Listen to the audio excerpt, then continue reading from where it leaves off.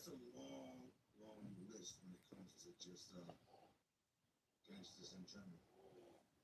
Now, if you were to ask me now what a gangster is, to me, a gangster is exactly what I am. A man that gets up, goes to work every day, provides for others by any means necessary, handles his business to make sure that once he loves are taken care of, provided for. To me, that's what a gangster now is. But in prison, it's completely opposite. That's what a lame is. That's what they take in prison. That's lame. You're a cornball. That's a super played out. Everybody trying to work for all day long for somebody else. Just no. Dudes are frowned upon. To me, a gangster when it comes to prison is a man that's not afraid of anybody. A man that treats everybody the same. Whether they're 5 foot tall or 10 foot tall. A man that has no fear. A man that takes things to the extreme. A man that has and will take somebody life. Penitentiary is packed full of those guys that want you to believe that that's who they are. There's only a select few that really, really, really stand up to the title of gangster. Adam, the Noriega stands like by any means necessary. They have no regards for human life. They have no regards for you. Your mama shed tears, flesh, bone, none of that means anything. Now, when I first started even thinking about doing this movie, faces started just flooding into my mind. It's like all these different faces from the past started coming up with all these different names, all the way back to when I was up in Philly. Let me make this very clear. I met some savages while doing time in Philly. I met some dudes up there that had fought case after case after case. Somehow they kept beating them, which is very similar to the dude today's story. I met dudes up there that had bragged about what they had done, like it was like hitting a home run, like they got a trophy for it, like we get into details, bah, put it all over the inside of the car. Yeah, Colonel was screaming, bah, like dudes got way, way into it, almost idiotic form. Like, bro, you were fighting two first degrees, and you're in here just like talking about it as if you're legitly this is normal. Real savage type dudes, bro. Philly's got a lot of them, especially especially when I was in the F back in the '90s. The rates of people losing their life back then was just out of this world. It still is to this day. Philly's still a very, very, very dangerous place. I don't ever hear anybody say, "We're going on vacation to Philly." Come on, children, get in the car. We're going to North Philly. No, you don't. You don't hear it. All right, everybody, pack in. We're gonna. Yes, we're going to the Badlands. Come on, Timmy, Becky, come on, get in. Yes, we're going to the Badlands. No, you don't hear that.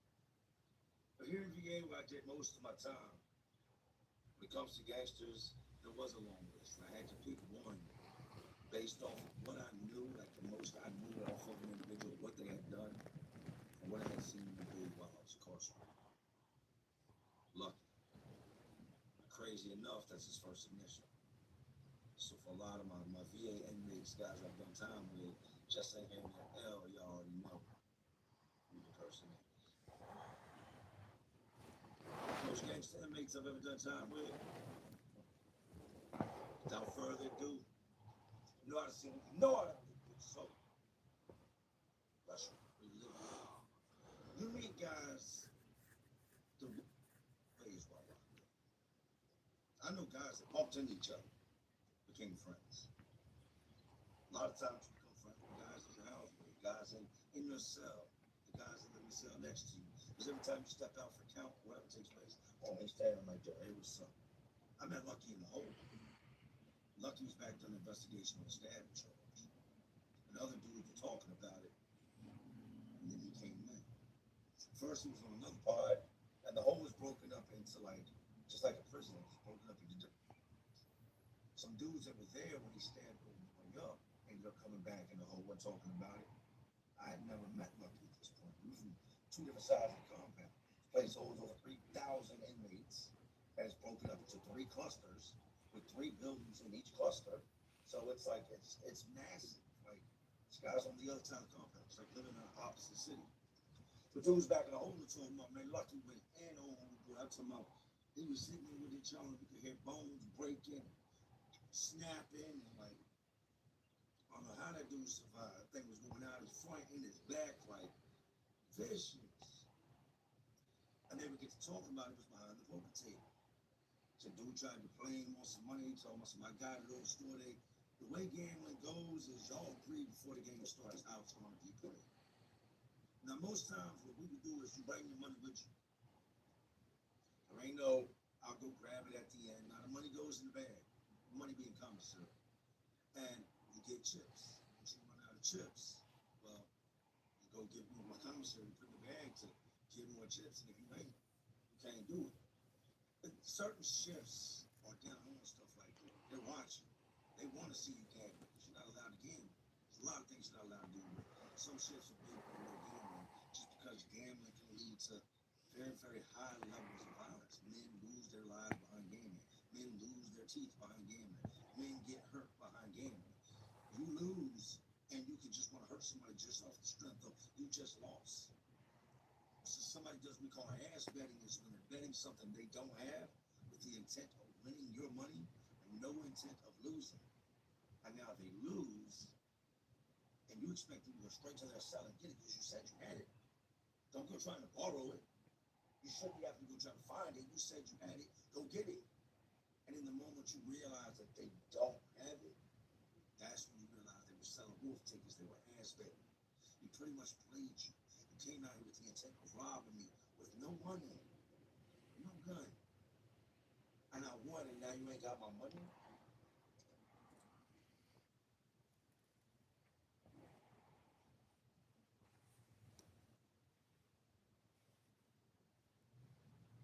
They call themselves the Consumer Attorneys of California, but they're not for consumers. They're funded by billboard lawyers, like the downtown LA.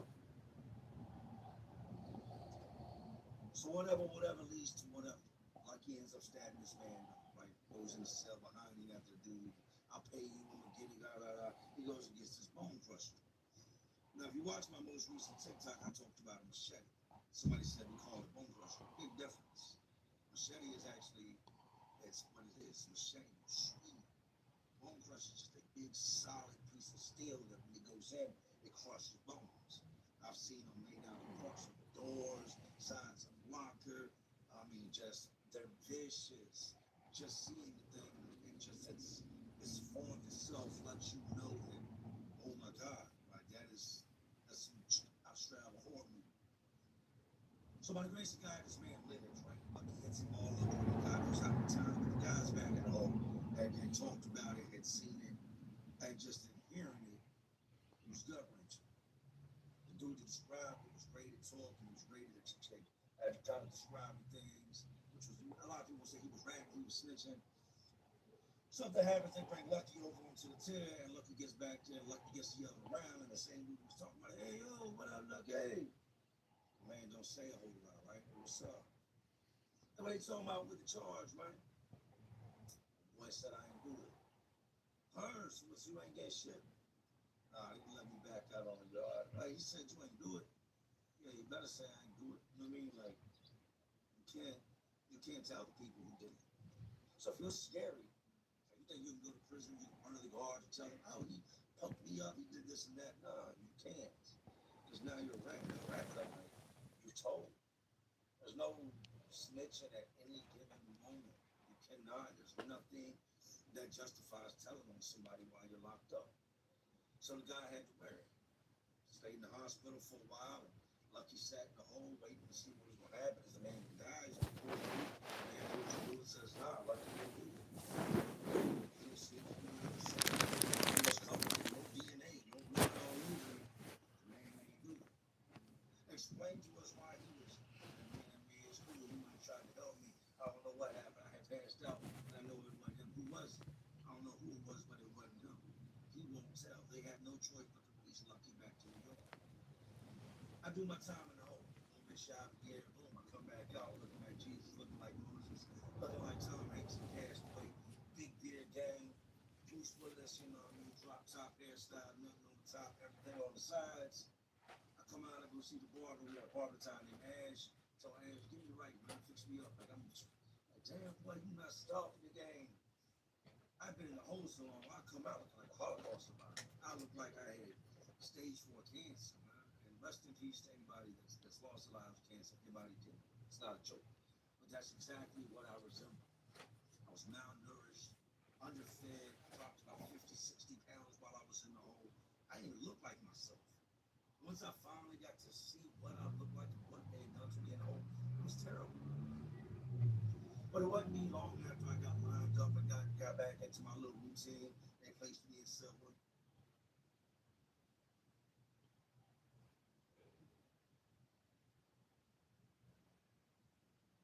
And Lucky come into the pond.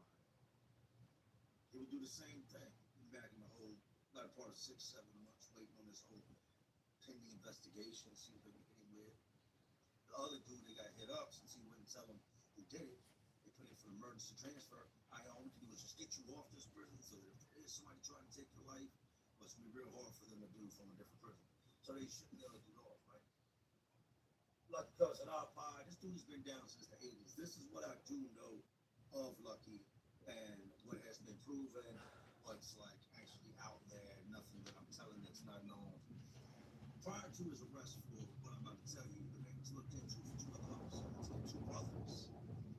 And in both of the other arrests that came with the 2 homicides, people that were supposed to testify ended up coming up missing. People would pack up and move in the middle of the night. And his brothers were suspected of having something to do with the missing people, having something to do with taking people up out of here that had planned on going to court. So from the ages of 18 to 26, he spent a large majority of that time on trial in jail, fighting cases. And he beat these cases. Then his younger brother gets taken up out of here. Somebody smokes him. I think he said it was like 5 months after that. His other brother, which was actually a little bit older than him, taken up out of here. So now it's just Lucky. Lucky would go on to. This is a lot of this stuff I found out since I've been Lucky would go on to. But he to death. Fractured skull, hemorrhaging, all that. He put boots on her and stalked this woman in the living room until she no longer existed. That would be what got him his life sentence was the it's I don't like talking about this shit, especially in the room. To put it all in a nutshell, he had beat 2 prior homicides and ended up getting convicted of killing his girlfriend. He stomped her straight out of her head in the living room. And ain't no reporting on the way you did it. Y'all 2 live here by yourselves. You ain't reported a missing. You ain't reported nobody. Ain't nothing happened. People smell the smell. Came here. Her egg is cracked. Your footprints are all through the house. You did it. They sent some life. Back to the script. Why he's the most dangerous.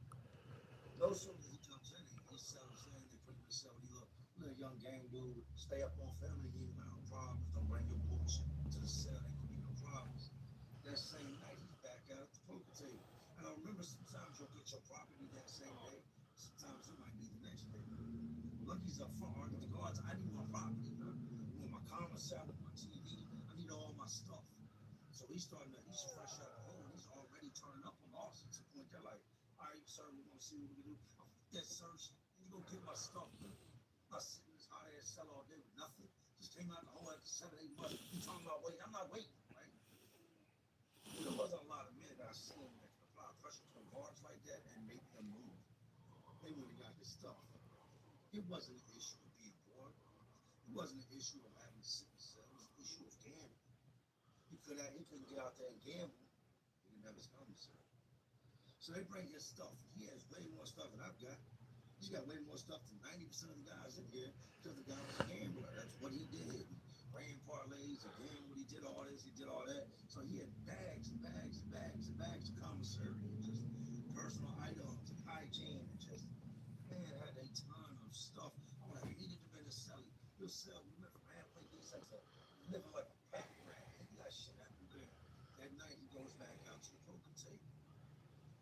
Dudes at the bank was gonna play poker with him.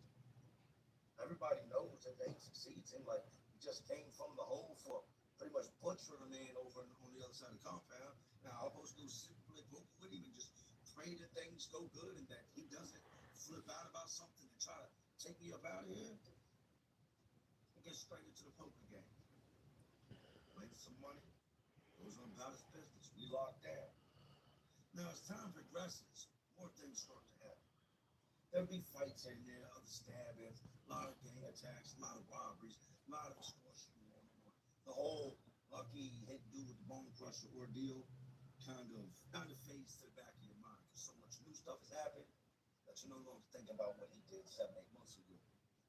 So I remember talking to my homeboy just different things we'd always talk about. And he was talking about Lucky. He's like, man, Lucky been stabbed so many times at this point that that's why he's as violent as he is. Like he's been stabbed, like bad. And you hear it, you're like, all right, man might have got hit in his stomach, might have got hit in his, you know what I mean, lung, he might have took a bad shot. He's like, nah, that man's been hit. Like that man came in the system way back in the day when the wall was still around. And the wall was one of the most notorious prisons Virginia had ever seen. It's one of those places where they're taking bodies out constantly. They're dragging men out. You know what I mean? Your chances of coming out of there were not that great once you went in there. So I'd heard about yeah, he's been stuff, he's been poked, okay, but a lot of people have been poked. You know what I mean? Large majority of the men in here, some point or another, have been cut or stabbed. So you got two parts to the regular, and there's a bar, razor wire on it that separates, like, there's a gate that goes from the big backyard to the small backyard. There's a bar right there, the gate that closes, and a razor wire on top of it. And we're coming through there one day, and Lucky's over there, and he's holding on at his real wide stance, and he's doing pull-ups behind the head. He's doing pull-ups right with his legs crossed. Pull-ups off his bar. And he's got his back to us, and as we're approaching him, there's no exaggerating what I'm about to tell you. There's no embellishing what I'm about to tell you. As we're approaching Lucky, his back looked like something out of Roots. His back looked like something out of the Will Smith Emancipation. His back looked like he had been tortured. Like there were cuts, and then there were dents, where there were stab wounds, where like chunks had been missing. And this was throughout most of his back, sides, his chest, his upper traps. And I just remembered, I can still see it very, very vividly. Just thinking, that man has been through some shit. Like some of these cuts were, you're talking 4 or 5 inches, like wide, and then an inch and a half wide scar going down it. Like, you know, what did he get hit with? Like, this isn't 1 or 2. This is the majority of his back. And then a lot of spots on his front, and he had certain tattoos on his arms where he'd been hit. I guess they sewed it back and now the tattoo didn't line up. His body looked like something somebody had drawn that had been traumatized, right? I knew he wouldn't be in the body. I'd seen his kind of come and go time and then. And I forgot to mention part the man severely bipolar. So he can go from everything being okay, it being a normal day, to in a matter of seconds it snap and it just everything become chaos. He's one of those guys who can just take the sunniest, nicest day and have us all put on lock and just complete chaos erupt at a moment's notice. We knew it was coming, but because of his track record, I figured it'd be 1 or 2 things. It would be somebody owing him money, or it'd be the poker table. Nobody's gonna disrespect him. Nobody's gonna come at him sideways. Nobody's gonna come at him with a weapon. We see the scars, heard the stories. Everybody heard about the stabbing on the other side of the compound. Like, you gotta not be playing with a full deck to even try to stand up against this man. Now, there are a lot of men like him, but very few of that caliber, if you get what I'm saying. There's other violent men in there. Other men in there that bear scars. You see guys that walk around that have been riddled with bullets, that got big scars on their chest, and tell you they still got bullets in them. There's a lot of mean men in there. There's very few gangsters that, I mean, of Lucky's caliber. Hear that? The wild is coming. Get out there with Blue Wilderness, formulated to give your dog the energy they need, and made with meat as the first 3 ingredients. It's everything they need to take on the wild with you. A lot of times when I tell you that you're putting yourself in a gang member, you should pretty much already know where it goes with. The gang members know who they can and cannot mess with. They're going to go on the path of least resistance. Not to say that they're bitch or anything like that. But it's easier to go after somebody that's not going to fight back than it is to go after a man that's just going to go all out for things. And when they do go after guys like that, it's usually to send a message that if they can take this guy out, nobody can stand a chance, right? So they get out there and they're gambling on them. Guys agree we're paying at the end of the game. I hear Lucky argue. No, everybody brings their money to the table now. We're not doing that paying at the end of the game. Paying at the end of the game is exactly what led him. It's exactly what led him to hitting that dude, that bone crusher. The last incident was I'll pay you at the end of the game, not having the money, trying to run dope fiend larceny.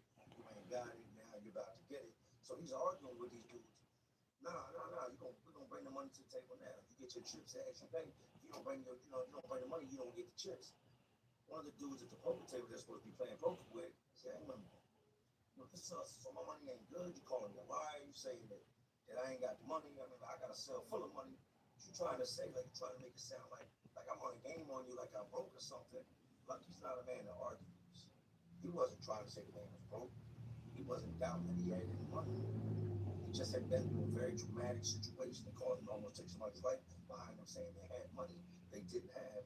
So this situation instantly went from this dude getting defensive, like, what you calling me, bro, to Lucky taking it like, well, this dude's raising his voice at me, this dude's trying to embarrass me in front of everybody. There's certain poker games, when they take place, you're like, all right, this is cool breeze. These dudes play poker all the time, nothing ever comes of it. He's a chill dude, But then you see What certain up? at the tables, and you instantly just want to fall back somewhere and just sweat. You kind of see that this is going to go bad. Ain't nobody at the table trying to take a loss. They're all over there with the intent of the come up. Somebody's gonna get in their feelings if they lose. But everybody at the table, for the most part, has come to an agreement for how the money's gonna be done, except for this one dude. And this dude's trying to argue about the money coming to the game, money at the end of the game. And as he's in the midst of just trying to, I guess, speak his piece. Now this dude's a well-known dude. This dude put hands on him. This dude pushed the knife. So just in having these two dudes at the table, anybody with any type of brain knows there's a very good chance that we're about to reenact what we've heard happen before. Dude standing there talking his piece, and Lucky comes across the table like lunges at him. I don't know if he was trying to grab the dude, if he was just trying to shove the dude. And when he does, all these gang members, they're already on high alert. They don't want that homie out there playing cards with Lucky to begin with. Lucky's a savage, Lucky's a real gangster, but their homeboy's a gangster too. He plays poker. Lucky plays poker. A lot of men play poker. That's why I told you don't gamble. And one of the young boys sucker punches Lucky. Boom. Lucky stumbles sideways. The old heads have a way of coming up with weapons that the rest of us don't have. Now I mentioned bone crusher in the beginning, so I mentioned the bone crusher. That's what he pulls out of his waistline after the sheets. It's a bone crusher. 10 to 12 inches long. Thing's probably 2.5, 3 inches wide. And when it goes in you, it's going through shoulder blades, it's going through collarbones, it's snapping ribs. Your chances of surviving getting hit by this are slim to none. The youngin runs up and steals off on him. Youngin was brave. Youngin was stupid. Youngin had more heart than he did brains. He runs up and boom. I guess trying to, that's the big homie. You're not going to do nothing to the big homie. Lucky turns, pulls his big ass piece of metal out, and the youngin takes off in the direction of the cell. Lucky's forgotten about the dude he's arguing with. He's now looking at the youngin who just punched him. He takes off after. Some of these dudes got knives on them. Some of them don't. They take off in the direction of Lucky. Lucky goes in the cell, and no sooner than he goes in the cell, the lady in the control booth, she's already hit the alarm. She's already called for more officers. Everything's peaceful and calm. So, boom, chaos was. This dude runs up the stairs. Lucky's running up behind him with this knife in his hand. This boy's got to run all the way down the direction of the shower. He's like 2 cells from the shower, which is in the officer's line of sight. She can draw a composite sketch. It's literally 10 feet, 12 feet from her vision. She's looking up. She sees the whole thing transpiring. She sees the youngin running the cell. The youngin's running to get a knife. He's got Lucky coming behind him, and then he's got a whole pile of dudes chasing behind Lucky. Lucky runs in the cell. No sooner than Lucky goes in the cell, dudes flood in behind. You hear the hooting, the hollering, the screaming, the ow, ow. Dudes start coming out. Dudes are hit. Dudes are holding their stomachs. Dudes are in the chest. Dudes got cuts on their faces. The freight market moves fast. Is your network keeping up? If you're relying on old data or backward-looking benchmarks, ID comes in. It's not just a benchmarking tool. It's a productivity platform.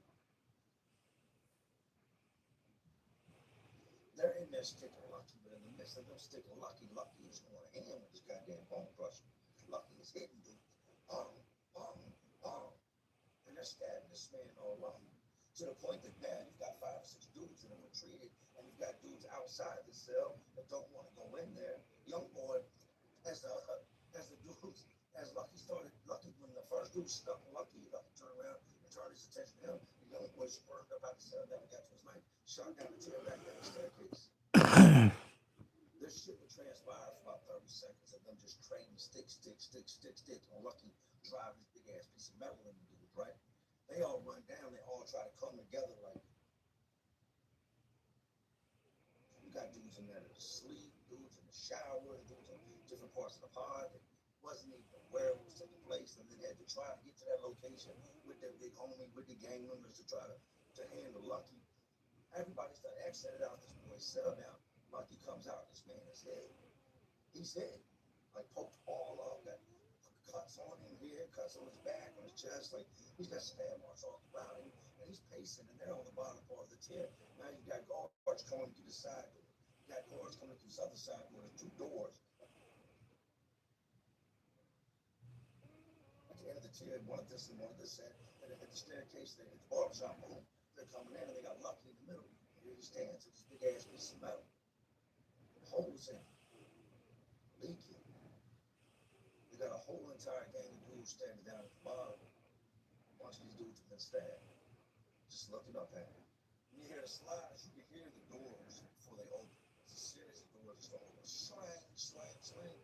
That lets you know certain teams coming. That lets you know the Men in Black, the Goon Squad, the heavy hitters, the dudes who have to come here, wreck shop, anything with a weapon in his hand is about to get smashed out. Dudes are dropping weapons in the drains. Dudes are passing weapons off to other dudes. The officer controls trying to keep track of weapons, keep track of guys. Knives are disappearing just as quick as they came out. The guards come in, the only person holding the weapon is Lucky. Stand on the top tier, and this man is bleeding. There's blood everywhere. Blood leading out the cell. I'm all the way in the back over near the staircase. I didn't come out the cells, all this stuff transpired. When I heard the first initial words and argument, everything else got filled in by Ace and them. But I come out and I start watching. I'm watching Lucky on the top tier pace, and it reminded me of a wild animal. It was legitimately like watching something out of a Kingdom of the Wild.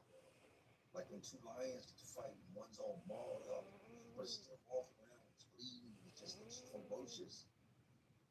That's what this man reminded me of. This man was twice the age of Super Boys he had just got into.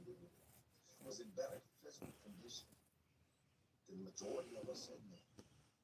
Ran miles every day, push-ups, pull-ups every day. Took all those stab wounds and just like it's nothing. The dudes he stabbed were bad. They took big stab when they hit this man ice picks and knives. This man's got a bone crush. The guards come in and they lock down.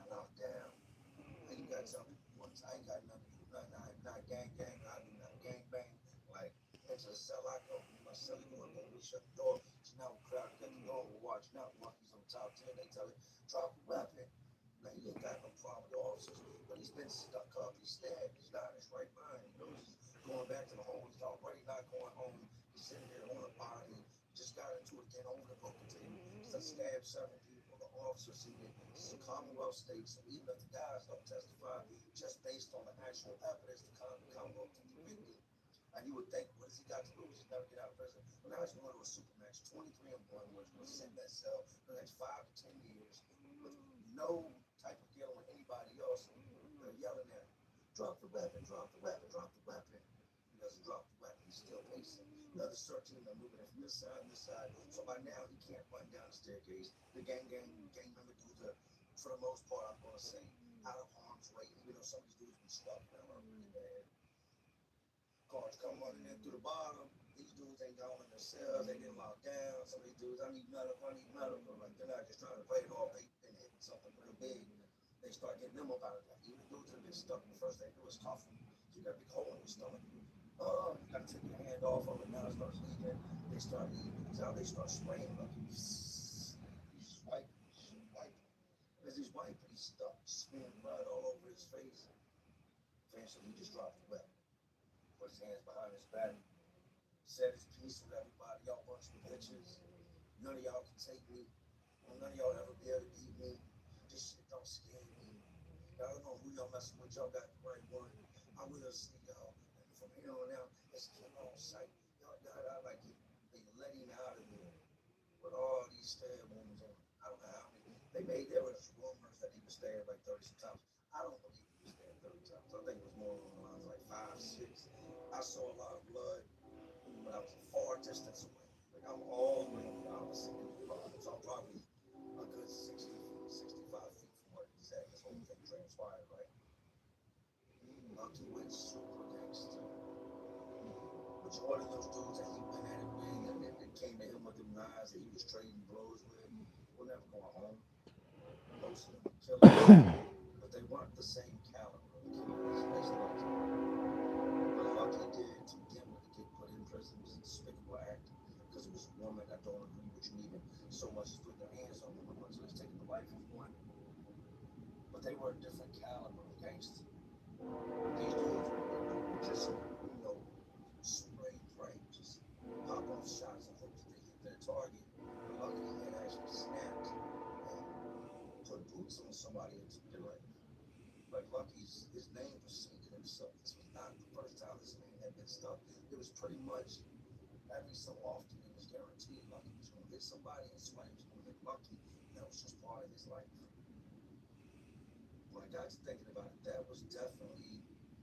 definitely puts Lucky at the top of where gangster is. I've been stabbed before, and I'm going to be honest with you. I'm going to tell you my truth. The first thing you think about after you realize you've been stabbed is getting help. Oh my God, I'm bleeding. Like, I need to stop this. Am I going to die? Like, you start to panic because you see the blood, you see the opening. Like, it's a very scary feeling. I don't know if you chalk it up to just how much gangster he had in him, his adrenaline, his mental state, what it was, but we all saw the holes in him. Big gaping holes, small holes, cuts. Shit didn't affect nothing. They doused that man. I'm talking several officers spraying in the mustard. He just got yellow shit just running down his face. It's all on the floor. It's mixed in with the blood. And it didn't affect him. They just take his arm, white, just smear blood all the way across his face. Where his arm would come across him from the knife wounds. He went out of there on his time. He got tired, I guess. Once he snapped back to reality, he just dropped the knife. We stayed locked down for months after this. Months. They did a full compound sweep where they locked out all 3,000 something men. They come in, they start checking to see if anything's broken in the cell, metal broken off. They're like all the metal detectors. They're tearing the lights out the ceiling, removing toilet bowls. They're x-raying you, x-raying Matt. And they find stuff. You know what they would find? Little stuff we planned for them to find. Little BS. They wouldn't find none of that big stuff. They didn't find the bone crushers, none of the real savagery. No.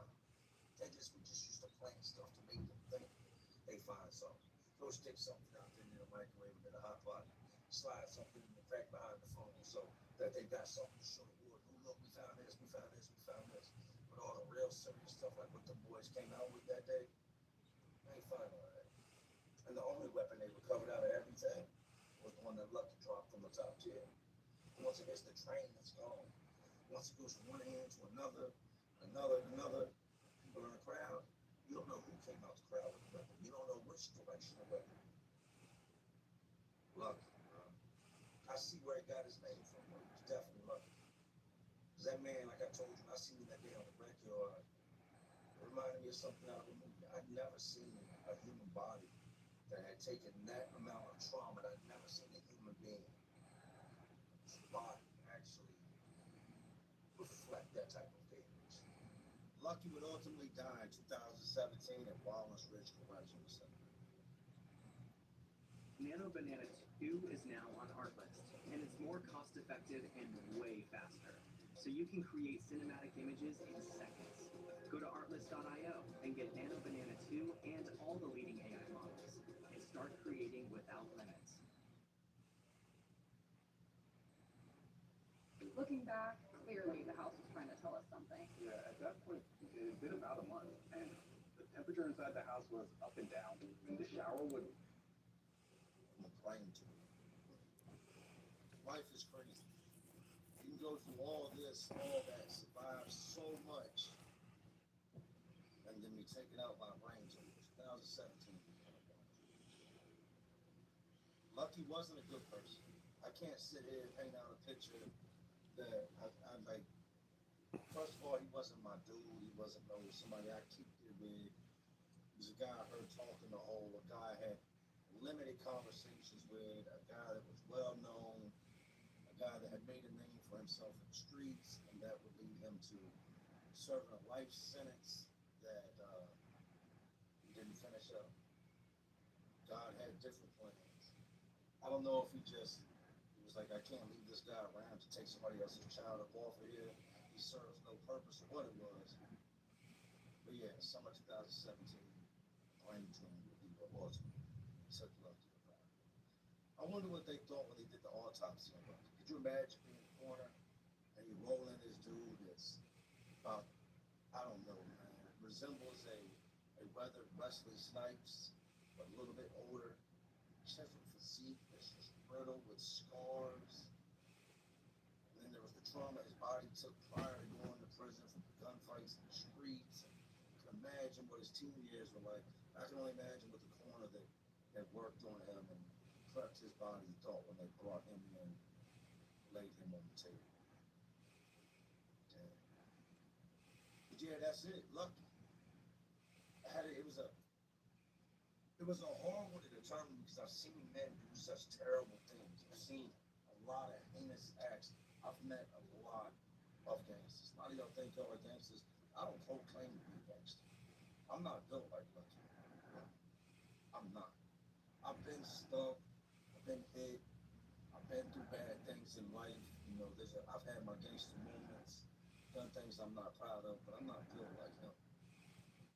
I'm not built to just get hit repeatedly over and over and over from different dudes and all different angles and still just be in just straight savage mode. Just nah. Not putting myself in those type of situations. Like, that's why I told you. There's certain things you stay away from. Stay away from G's, the gays, the gambling, the gangs. Like, don't do that. Lucky. 2017. Life's crazy like that. It's a Lucky in every prison, a set of them. Men that have no respect for life, put no value on anything other than themselves, are responsible for families mourning, families crying. What that man had done in the real world to this very day left terrible footprints. His legacy to this day is terrible. Somebody right now with pictures of that woman in their living room, in their bedroom, like somebody's daughter, somebody's sister. I'm not exactly sure of her age, if she had kids. I just know what I've been told, what I found out. Some people have no place on this planet. Some people are too gangster. Prison for their own good. Now, real quick, I want to go ahead and say it because there's always going to be some little cock boy, some little Lewinsky, some sack eater. That's a player, that's a lie. I have nothing to lie. I have no reason to lie. Before I lie, I could just start doing true crime. I could get straight into interviews. I'm not a good liar. I'm not a story maker. I tell the stories I've seen. Loving the TikTok. Let me go ahead and give you a fair warning. You get one shot only. You get up in there running the cock box, you will get blocked. If you're a man that hates another man, you will get blocked. If you got something to say that is just negative, you will get blocked. I got zero tolerance for negativity, and I will not allow to exist in my life. I simply retell the stories. That's what I do. Heard somebody say, I did such amounts of years, and I never seen more. You know what? Just on the fact that you were smoking crack in the real world, and you went to a level 1 or level 2 cigarette where the violence was damn near non-existent, explains why my experience and your experience was completely different. I was housed with the majority of the men that were in there with homicides and were never going home. So don't compare your experience to mine, and we come from two different planets. We come from two different worlds. We ran two different places. But the building I was in, they called the Terradome. It was the one place that struck fear in people. When they heard where they were going, if you liked that type of life, you were like, yes. If you weren't in for that, you didn't want that, you didn't want no trouble, and they told you where you were going over there, you see it strike fear in people's eyes. You see it in their heart. You see them instantly like, oh man, please no. I've seen guys fight the guards, attack the guards, bite the guards, all to stop from going in that building because they know what's locked inside them doors. Look, most gangsters. Anyways, these jails, penitentiaries, these prisons, these facilities, these gangsters, they're all just crazy worlds in an already crazy world we live in. And as always, y'all know what I'm doing. I'm just trying to keep y'all entertained. Are you not entertained?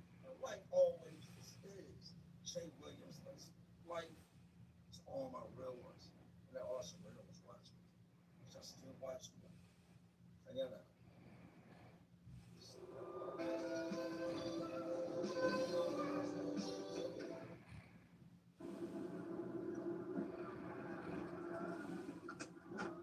Were you recently injured in a car accident?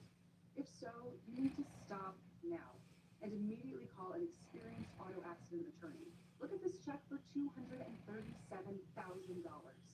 This settlement and many others like it were payments our team of legal experts obtained for our clients. If you have not been in an auto accident, feel free to skip this video. We don't want to waste your time. But for those of you still watching, I'm going to share the best way for you to achieve the maximum settlement. The right attorney can help you get top compensation for your vehicle or property damage, medical bills, lost income, and pain and suffering. To obtain the most compensation for your car accident, we need to know if the accident was not your fault, if you were injured, and if the accident happened within the last 2 years. If this matches your circumstances and you have not spoken with an attorney, you need to call us now. Do not speak to insurance companies or the other party without legal guidance. Saying the wrong thing can absolutely destroy your case and reduce or even eliminate your settlement amount. Don't wait to contact us. The longer you wait, the less severe your case may appear. Eventually, the time to make a claim will vanish. You need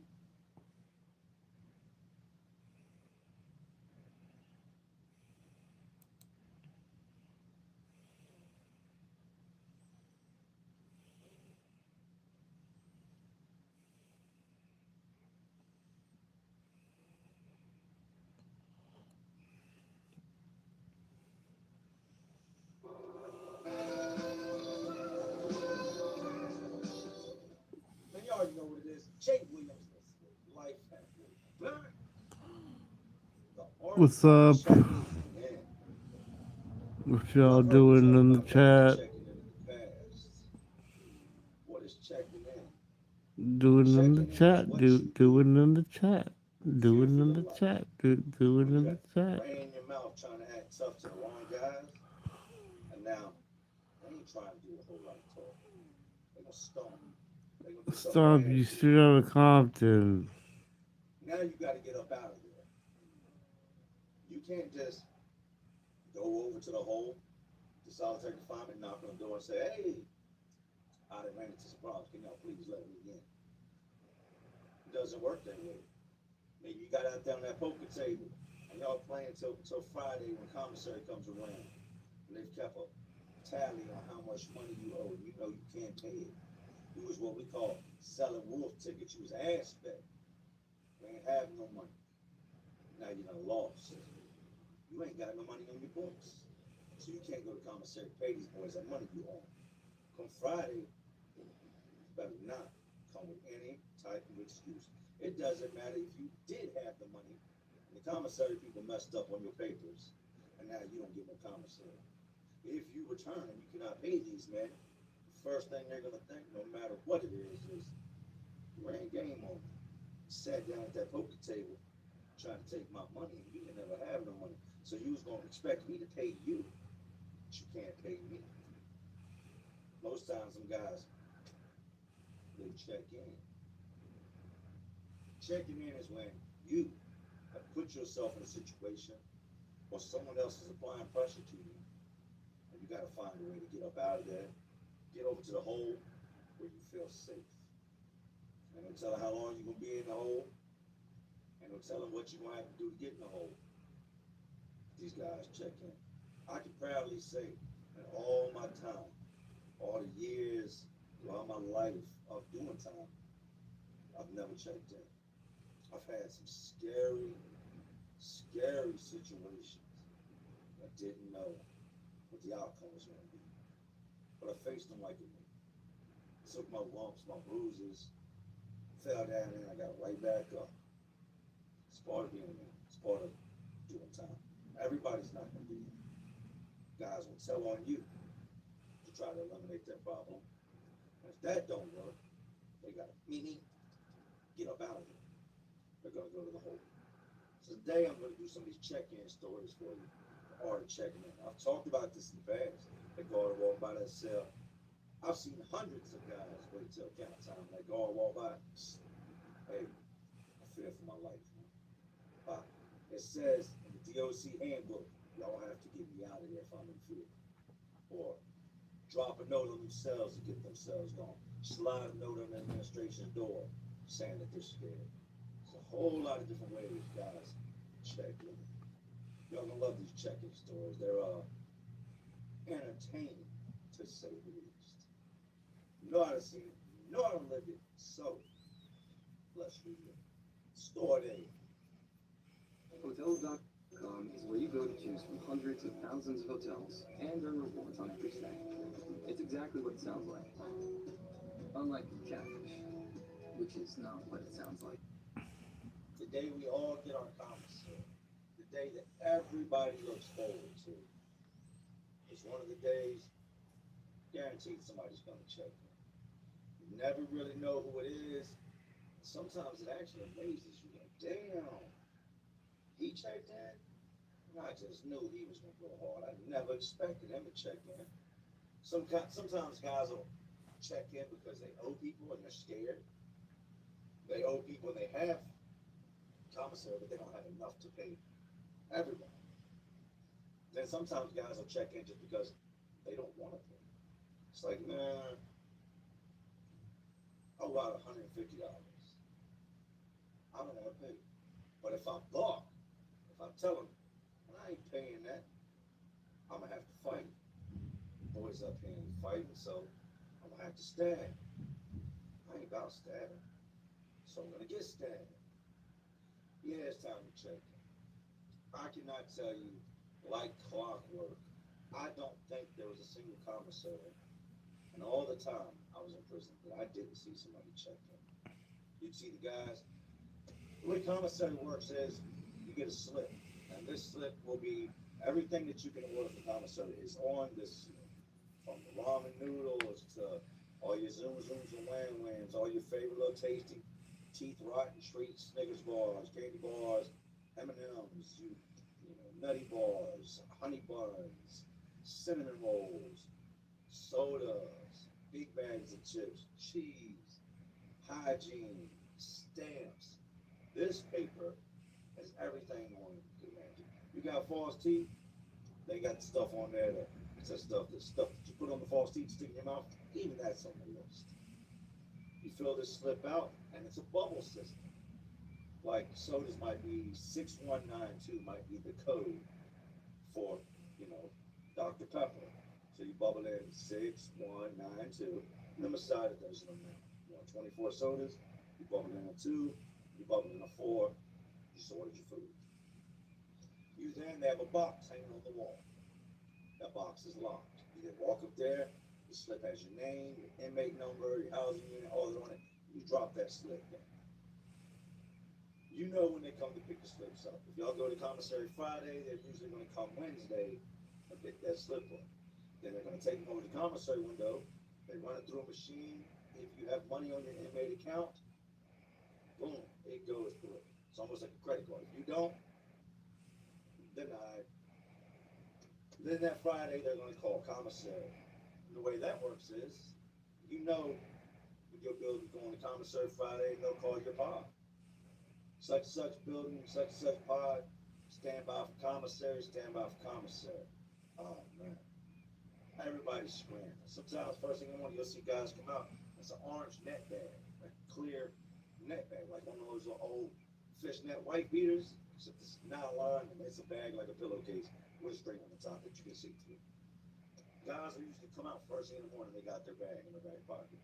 I've seen guys come out at 8 o'clock in the morning and stand there all day long so that they can be in the first group of guys that go over. They're not releasing 80 some inmates at once to go to commissary. They're gonna release 10 or 15 at a time so it doesn't overwhelm them. The hallway's not that big. You go over there, as you come to the door, you take your inmate ID, unclip it, and to the officer, he's got a stack of inmate IDs. He then takes these inmate IDs over to the little window. You know, like the Clinic gas stations got the little window with the bars on it. You can't go inside the store, but you can see all the stuff back there. That's how the prison commissary works. The guard takes and gives them the IDs. She picks up the first ID, looks at the name, goes through the commissary slips, pulls your order, calls your name, you come up there, open your bag, pick up Stone County, you take it, thank you, put it inside the bag, put it inside the bag. You then take that bag, return back to your building, you can eat. With Greensville, we would go every 2 weeks. So when you go, you gotta get everything you need because you're not going back for 14 days. Then every so often it would skip it and it would be 3 weeks. And then you got the riffraff that comes with everything that goes on in prison. So if you go on lockdown, you haven't been to commissary in 3 weeks, somebody gets stabbed, the whole thing's locked down for 2 weeks. By the time y'all get back to commissary, it is now been 5 weeks before, since you've been to commissary. So you better make sure, like I said, you get what you want. Guys will get that bag, head back to the building, knowing damn well they're not about to pay anything. Knowing they don't have enough to pay everybody they owe. So they're gonna have to tell one of these guys, maybe 2 of these guys, man, I ain't got it. You just watched you go over there and pay that man. Then you watched you go pay that man. So out of all the guys you owe, you gotta figure out which one is he's gonna hear my story and will not mess me up. Which one is soft? So the guy you go to say, hey, man, I ain't got it this week, I'll get you next time. Just stood there and watched you pay everybody else. And I'm the one you choose to say you're not gonna pay. Oh no, you gotta catch these hands. It's fight, it's go time. Let's get it. Guys will come back with the commissary bags instead of returning to their housing unit and into their pod. They would go straight up the staircase to the sergeant's office. Walk in the sergeant's office and say, I fear for my life.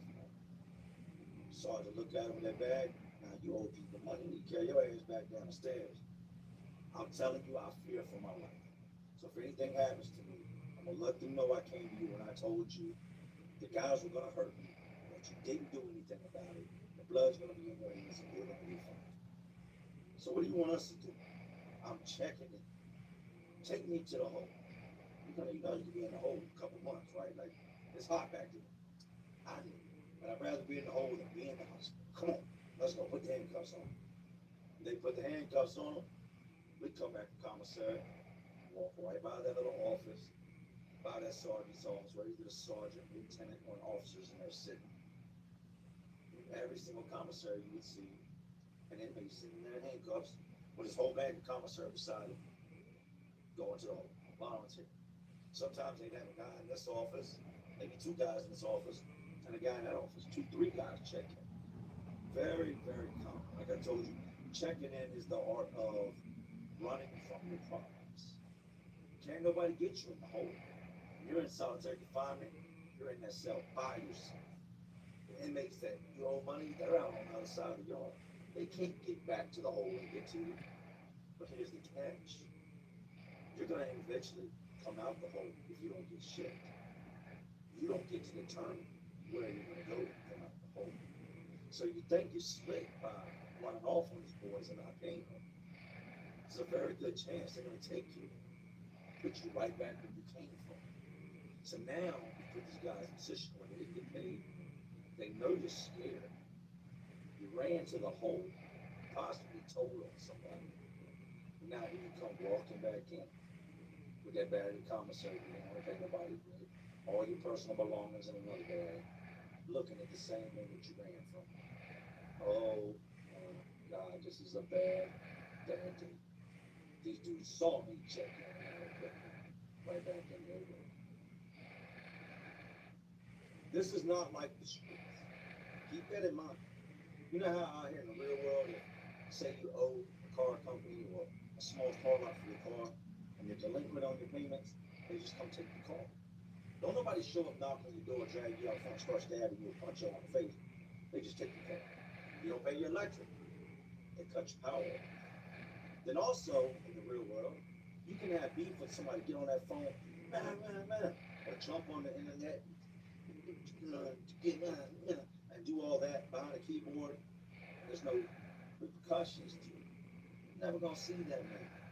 Even if you know the dude you're beefing with on the phone, you know where his habits, you know where he hangs out, who he's around, the neighborhoods he frequents. You're gonna avoid him. That is not an option in prison. When you owe somebody in prison, they're coming for you. He might live cell, 108. You might be in cell 102. He's gonna walk 6 cells down, step in your cell, and now it's just you and him. And it's 6 by 10, 8 by 10 cell. He's standing going, hey, let me get that. What are you gonna do in that? If you can't beat him, you can kick it over. Ain't nowhere to run and hide.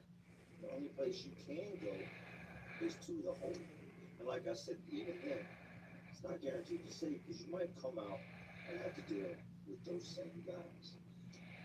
Many years ago, I guess it was towards the end of my stay at Greensville prior to being shipped.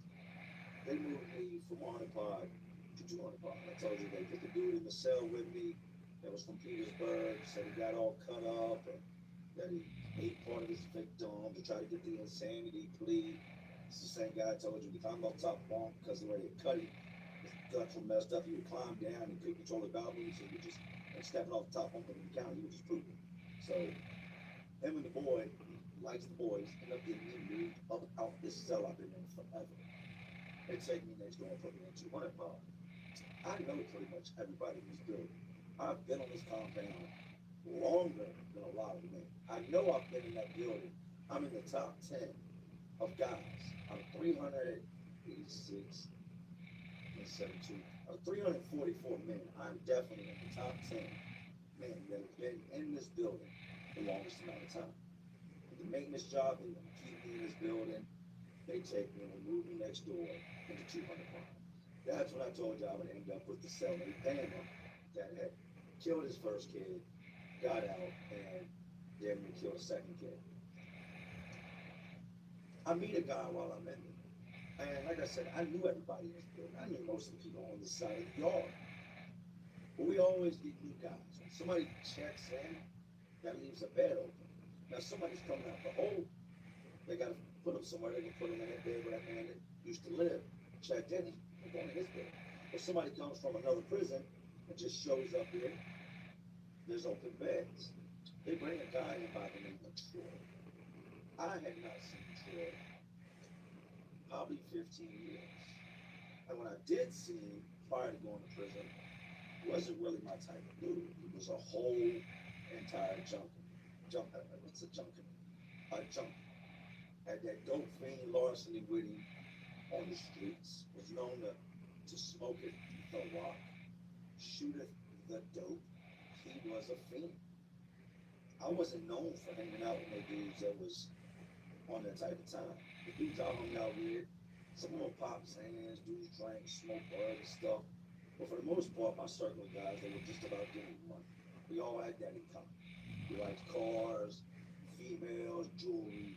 That was my group of guys. But then you would have guys that used to be like us that went on to get high, that we no longer let play in our reindeer games. So I hadn't seen Troy in a very long time. I cut him off back in the day when he started getting high. Troy would go on to rob what's called the Moose Lodge. A lot of states got the Moose Lodge. He robbed the Moose Lodge out where we lived at, along with a couple other stores. I got a lot of time. I think Troy had upwards of almost 50 years. And he got locked up around 1998, 1999. And by this time, it is around 2010, 2011 when I run into him again for the first time since way back in the day when he became a junkie. I didn't recognize him. prison will put weight in you. They feed you potatoes. Something I used to verify me in my business was doing my finances. So now I use Zero. It generates a lot of reports that help me make sound decisions. When I think I'm slow, I can look at Zero, and Zero's like, no, you're still doing good. The essence of driving is gripping the road with momentum and responding with precision. A brand by Hankook. A tire that fits. Lawson, official tire partner of TGL. 3 times a day. We're gonna eat cabbage, every type of potato you can think of. We're gonna eat sweet potatoes, mashed potatoes, old dirty, dusty potatoes, potatoes with rocks in them, fried potatoes for the starch. Potatoes are cheap, cost effective, they will put weight on. Troy notices me. I can notice him. He comes in with his bags. I don't know where he came from. If he came from the hole, if he had just transferred here. I don't know none of the backdrop on that. I just know I watched him come in with a couple other new guys. Deer in the headlight, scary look. Walk right by us. I can't say that I remember anything about it. I've been locked up so long at this point, I had started forgetting people just to meet new people. He goes on in his cell, puts all his stuff away, comes out. He knows some of these guys, throughout this pod from being at other institutions where they're from doing time. The man's been down a little bit now, right? He's talking to them. He makes his way over towards where we're at. He knows one of the guys that's in my little circle of dudes I know, and is talking to him, and he keeps glimpsing over there. And I'm not talking to him. I'm just going about my conversation with the dude I'm talking to. And this dude keeps glimpsing him. So he, initiates contact. Hey, man, I know you. Where do you know me from? I'm thinking maybe know you from prison. One of the many jails I've been in. This is good, this is bad. Now I'm not getting a bad vibe. I don't have my spider senses ain't tingling. I ain't got the butterflies in my stomach. It don't feel like that bad. Where you know me from? From Richmond? Yeah, I'm from Richmond. From Annville? Yeah, I'm from Annville. You Jake? Yeah, I'm Jake. Who are you? I'm Troy, man. Troy. Not registered. I used to run with Sex Now. Had the case where I robbed the Moose Lodge. They found the cash register at my house. We busted open and it breaks down. I'm like, yeah, I remember you. You're the junkie. You're the guy that smoked up all the rock in Richmond. I didn't say that, but that's, you're associated with what people know for doing. So I'm like, yeah, I remember you. How you been? He's like, been in prison, man. I got almost 50 years to do. I've been in here since, back in the 90s. All right, cool, that's what it is. This dude kept trying to be my buddy, trying to be my friend. He would come out of his cell, come right over to where he was at, day in and day out, sit down and conversate, try to kick it, chop it up, give me mints. And just based off of what I remember him being, I really didn't have a whole lot of kicking. Because the fact of the matter is if you were a junkie on the streets, or prison is a whole other world. You could be the biggest junkie of all time in prison because, drugs are everything. Any and everything you think about that's on the streets, it's in the prison system. And you ain't got to get in your car and go to the projects or meet somebody at a corner store or pull up on a corner to go get it. It's as simple as maybe walking 2 cells over from your cell and you're like, come on, I'm good for it. Put your hand out, they drop it in, you go back to your cell and you're high. So with knowing his history, it doesn't take rocket scientists to figure this out. Run into it in prison, especially this prison, which is just off the chain and flooded with drugs, anything goes. First thing I think is, he's absolutely getting high. There's no way he's here when he's living, and he's not getting high. I see dudes shoot dope. I smell the crack smoke in the air when you walk by people selling and then smoking. A lot of guys are getting high, right? Over time, he tries to talk to me more and more, and I'm the tattoo man at the time. Hey, how's such and such doing? Oh, they all right. I'll give you some backdrop. Yeah, this person died, this person got killed, this person's locked up. You know what I'm saying, people, right? I need some tattoo work, Jake. I see him when he comes. He's a fat man. He's always. I mean, there's several times a day you'll see this man walk by. He might have a soda in his hand and a big ass honey bun. Head to the microwave. Gonna heat this honey bun up, throw some peanut butter on it, and go sit there with a spoon and eat this honey bun. It's always got conversation. What you looking to do? Well, I want to get this and this and this. All right, slow down, slow down. One thing at a time. What are you looking to do? All right, I want to start by, I got this half sleeve and, tie into it, turn it into a whole sleeve, cut off my wrist. I don't want to let it show on my hands. Sleeve my arms out. I want to do my legs, He gets into telling me all his ideas. So I'm looking at his tattoos on his arms. This shit looks terrible. Looks like a third grader did it with a marker, and they will not erase all this. So I tell him, well, let me start with your legs. How much of your leg do you want to do? Because I ain't going for so high. I'm not getting all up next to your sack and all that, tattoo and all that. Go to somebody else for that. No, I just want to do from my knees down and then cut it off like where ankle sock. All right, cool. What you looking to do? And I want to do this koi fish scene and the waves and, this and this. And I said, all right. I take care of my kids and my family, so there is no food on the table. Project Food Box delivers fresh, high-quality local produce right to our door. The best part, it's covered on Medicare if you qualify. Our help starts with a food lead. Project Food Box provides free delivery and making an existing benefit of your insurance at no cost to you. It's one less thing to worry about and one more way I can take care of the people. I give him the price. Now, usually what I would do is, even before I would start drawing stuff, I can't tell you how many patterns I drew up, and then I go to give it to somebody, and they, yeah, my money's messed up right now, hold the pattern, I'm gonna get it from you, and then they end up not coming back. So now, invested time in drawing a sketch, shaded it up so you can see the finished product, and now you're not getting the tattoo. I didn't make him give me a deposit because I'd seen this man go to commissary time to time again, so I'm thinking he's good money. When we gonna start with the tattoo, Jay, he starts bugging me about it. And at this point, I'm a slave to the tattoo machine. I'm running this tattoo gun. Anytime I'm not at work, that gun is running. I got somebody sitting out there watching, and it's I'm running that gun. I tell him, look, man, dude got locked up behind some dumb shit. I got an opening.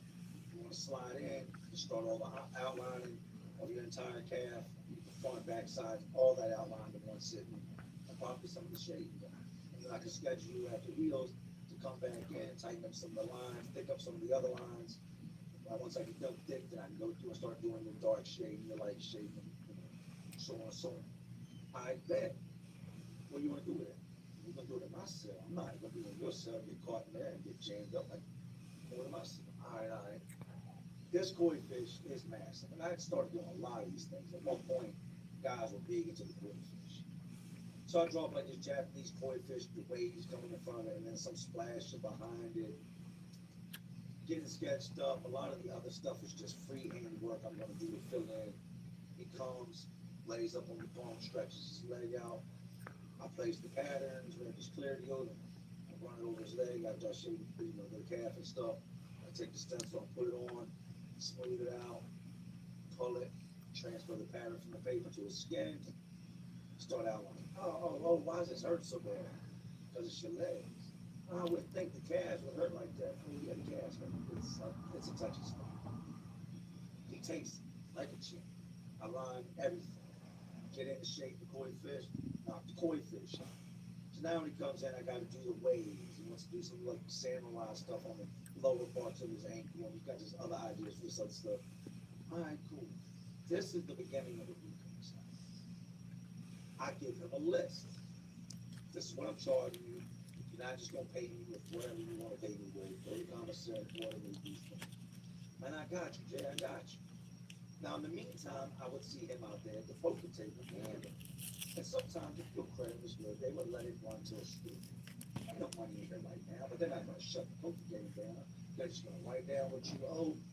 And before you go to commissary, you owe them, hey, look, you owe me this amount of money. You owe me $40. Here's the slip for $39.91. So he plays poker.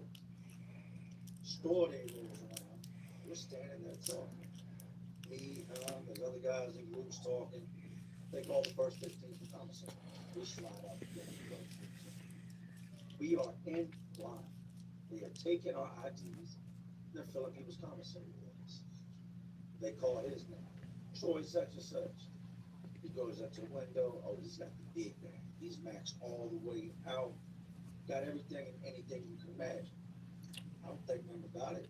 I'm standing right with it. How can he not pay me, right? They call 3 or 4 other guys' names. They get their commissary. And then finally they call me. I hate when I get over there first, give them my ID, and they put my ID on the very bottom and stack all the other IDs on top. And then they start pulling from the top. Why the hell you take my ID? I'm first over there and I gotta go last. So I'm one of the last guys to get the commissary off that group. I head on back over to the building, go up in the cell, put all my stuff away, organize my stuff, move some things around, fold the commissary bag up, lift my mat up, put it on there, lay my commissary, my mat bag down on top of the commissary bag. I've got all my stuff. Now, with me being the tattoo guy, the guy that makes things happen in there, little store box running, it's time to collect. This is the danger of having people owe you or running a store box is if they don't pay, everybody's watching. Everybody knows the man owes you. And if you don't pay, that he doesn't pay you, they expect him not paying you to have some type of consequences to it. I usually didn't have a lot of problems with not getting paid. Right? I knew if I even dealt with you and I thought there was any chance I was going to have to do something to you behind some commissary, why would I even deal with you? I'm not going to. So I basically dealt with guys that I knew, all right, this dude's good, I ain't got to worry about him. I'll wait till everybody goes to commissary. I'm not going to go push up on nobody. I'm not chasing you down for my money. I didn't have to chase you down and give it to you. So guys, they call the next 15, the next 15, the next 15, until our pod is last call for commissary, last call for commissary.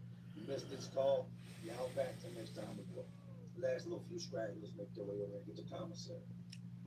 So throughout the next hour or so, I've got guys, and if one guy's paying me, the other guys aren't going to come over there until he's done paying. That's being nosy. You wait your turn.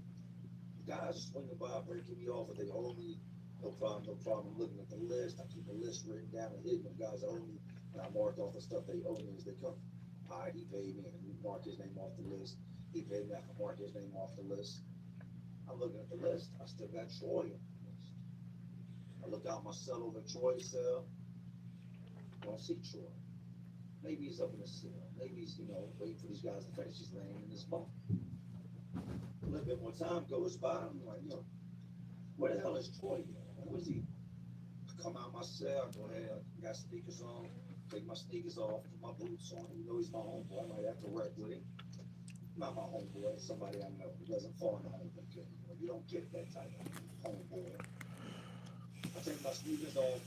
Put my boots on, state boots. The guys know when they see somebody come out in state boots, it's wreck time. I head over towards the cell, and I'm about halfway across the pod when I see the front gate slide open. Slang. 2 officers come in pushing up around the corner. Already know. Looking around, everybody else that I know over there. Usually those people that all accounted for. Still looking over Troy's cell, but they're coming in with this cart, and they're beat on it. Straight towards Troy's cell, 2 officers. Pushing this big brown cart, plastic cart thing with wheels on it, right? Like a big laundry cart. They stop at this thing. No.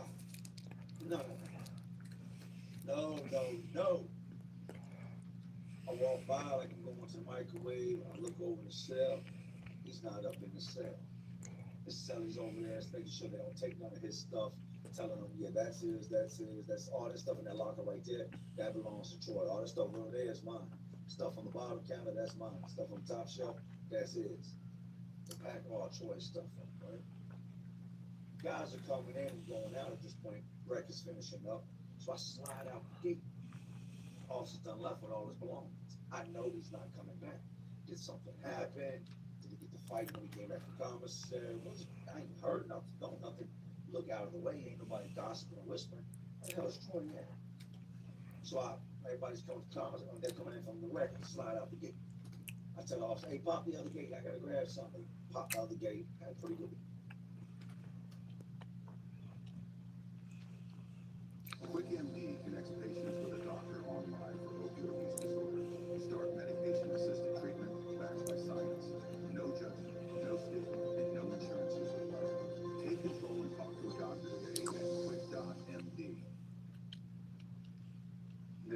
about the job that isn't actually that fun that I have now automated away almost entirely. It's really common that you run into merge conflicts. You're finally ready to merge something, and there's a conflict.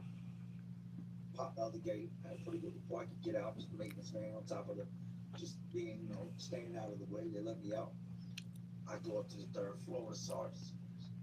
I'm hoping this ain't where this dude is, but I know in my heart this is where he's at.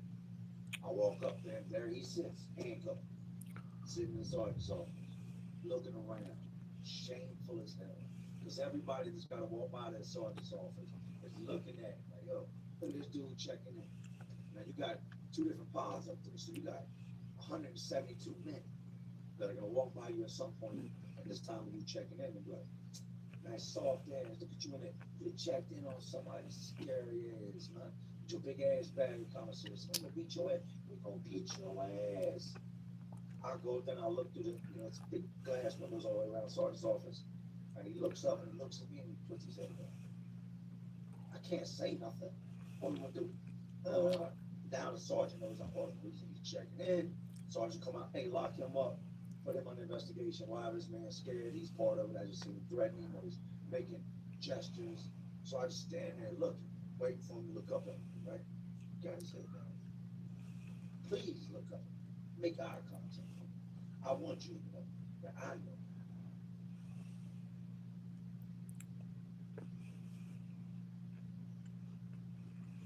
You checked in. I'm looking at you. There's other guys going in 3 and 4. On in Power, which is on the 3rd floor, and I'm just standing there with them like I'm about to go in. I'm steadily looking. I'm steadily looking. I'm steadily looking. That would be it. Nothing I can do. Can't get in there to get at it. Can't make no threats. All I can do is mean mug him. Hope that he looks up at me. Never looked up at me again. I went back downstairs. Went to do a cellmate. The celly's a bitch. Checked in. Blah blah blah. And I ain't never see that coming. Did he tell you he was going to check in? Did you know he was going to check in? Because if you know that man was going to run off with my money and not pay me, I'm going to press you to pay. You live in here with it. You allowed him to get over on me. Now it's your thing. Dude, well, I have no idea. He owes me money too. Showed me a piece of paper. He'd been borrowing stuff from me when we ran out of food, playing out at that poker table. He owes me stuff too. That would be the last time I saw Troy's bitch ass. He rolled up out of there with a half-done leg sleeve. The koi fish was amazing. All the outline was there.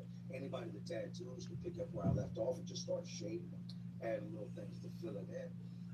But it just goes to show you don't know who you can trust. You think you loaning stuff out and letting people owe you is a good idea. I'm here to tell you it is not. Because if they can get to them guards where they're protected before you collect your money, you better believe they're gonna go to the home and check. I can still remember the first time I seen a gang member check. It blew my mind. You guys have the numbers. There are a lot of you. Why would this dude check in? What is he afraid of? Is he afraid of his gang? Is his whole gang afraid of this other group of guys? Is he afraid that he knows they're all going to get violent towards another group and they could possibly get hurt? Is he really not about that life? It kind of blew my mind. The very first time I seen a gang member check in. But that wouldn't be the first or the last time that I seen a gang member check in. Violence is almost always the reason someone checks in. Even with Troy, and Troy's story, Troy checked in because he knew he owed me. I wasn't gonna let it slide. That homeboy shit goes out the window. This is business. I'm gonna dig up in your mouth. I don't care if I knew you from the streets. We wasn't cool like that. You took my money. You knew you owed me. Now you want to pay everybody else because you know me from the streets. You think you're not gonna pay me? No, I gotta set the pace here. I gotta show people that don't matter if we're friends or not. I gotta do what I gotta do. The boys out at the poker tables. Oh, this is a serious thing in prison. My advice to you, if you ever get locked up, is stay away from that poker table. Boys love that poker. But with that poker will come some larceny. You got some guys that ain't got no money. You got guys that'll gamble all night long. It's like, all right, go to your cell, grab a commissary real quick. I might have to borrow from somebody. I ain't got it. Like I told you. So you're gonna try to, you You expected me to pay you, but you ain't never had the money you owed me. Oh, catch these hands. We had a GD, and I would say the three top gangs in that prison at the time were Bloods being number one. They were the most ruthless aside from the MS-13s. They had the largest numbers. You put 10 random gang members in a pile, 8 of them were Blood. Second would be the Crip. All the Crip dudes were mobbed up, and then you had your GDs. Then you had your ABs, you had your other little non-affiliates, you got all these just different spin-offs of gangs everywhere. Well, we've got a GD. Harold has metastatic prostate cancer, but like you, Harold has stuff to do. He takes Nubeca. Nubeca is a prescription medicine used to treat adults with prostate cancer that is spread to other parts of the body and responds to a medical or surgical treatment that lowers testosterone. It is not known if Nubeca is safe and effective in females or children. In a prostate cancer clinical study, Nubeca reduced the risk of cancer getting worse by almost half. You and your doctor will decide if Nubeca is right for you. Nubeca may cause serious side effects, including heart disease and seizure. Tell your doctor right away if you have chest pain or discomfort, shortness of breath, loss of consciousness, or seizure. Nubeca can harm unborn babies and cause loss of pregnancy. Use effective birth control during treatment or for 1 week after the last dose of Nubeca. Common side effects of Nubeca were increase in liver function tests, decreased white blood cells, and feeling more tired than usual. Harold's passions give him purpose. Life changes. What you want doesn't. Well, we've got a GD dude that just constantly runs around causing trouble for us. They should have violated him on the first one, but due to the fact that I guess he was a smaller dude, they could really hurt him if they put 3 dudes on him at once. They didn't violate him. Stuff starts coming up missing in the pond. Little things. God, first instance I remember was somebody left their radio laying on the table. That's a no. That was his fault and his own. But at the same time, just because he left his radio out there, don't give nobody the right to touch nothing. If you're a convict or somebody's really been doing time, and you come across that, you can make an announcement. Hey, who left the radio out here on the table? Man, you need to get your shit, or we need your stuff out here.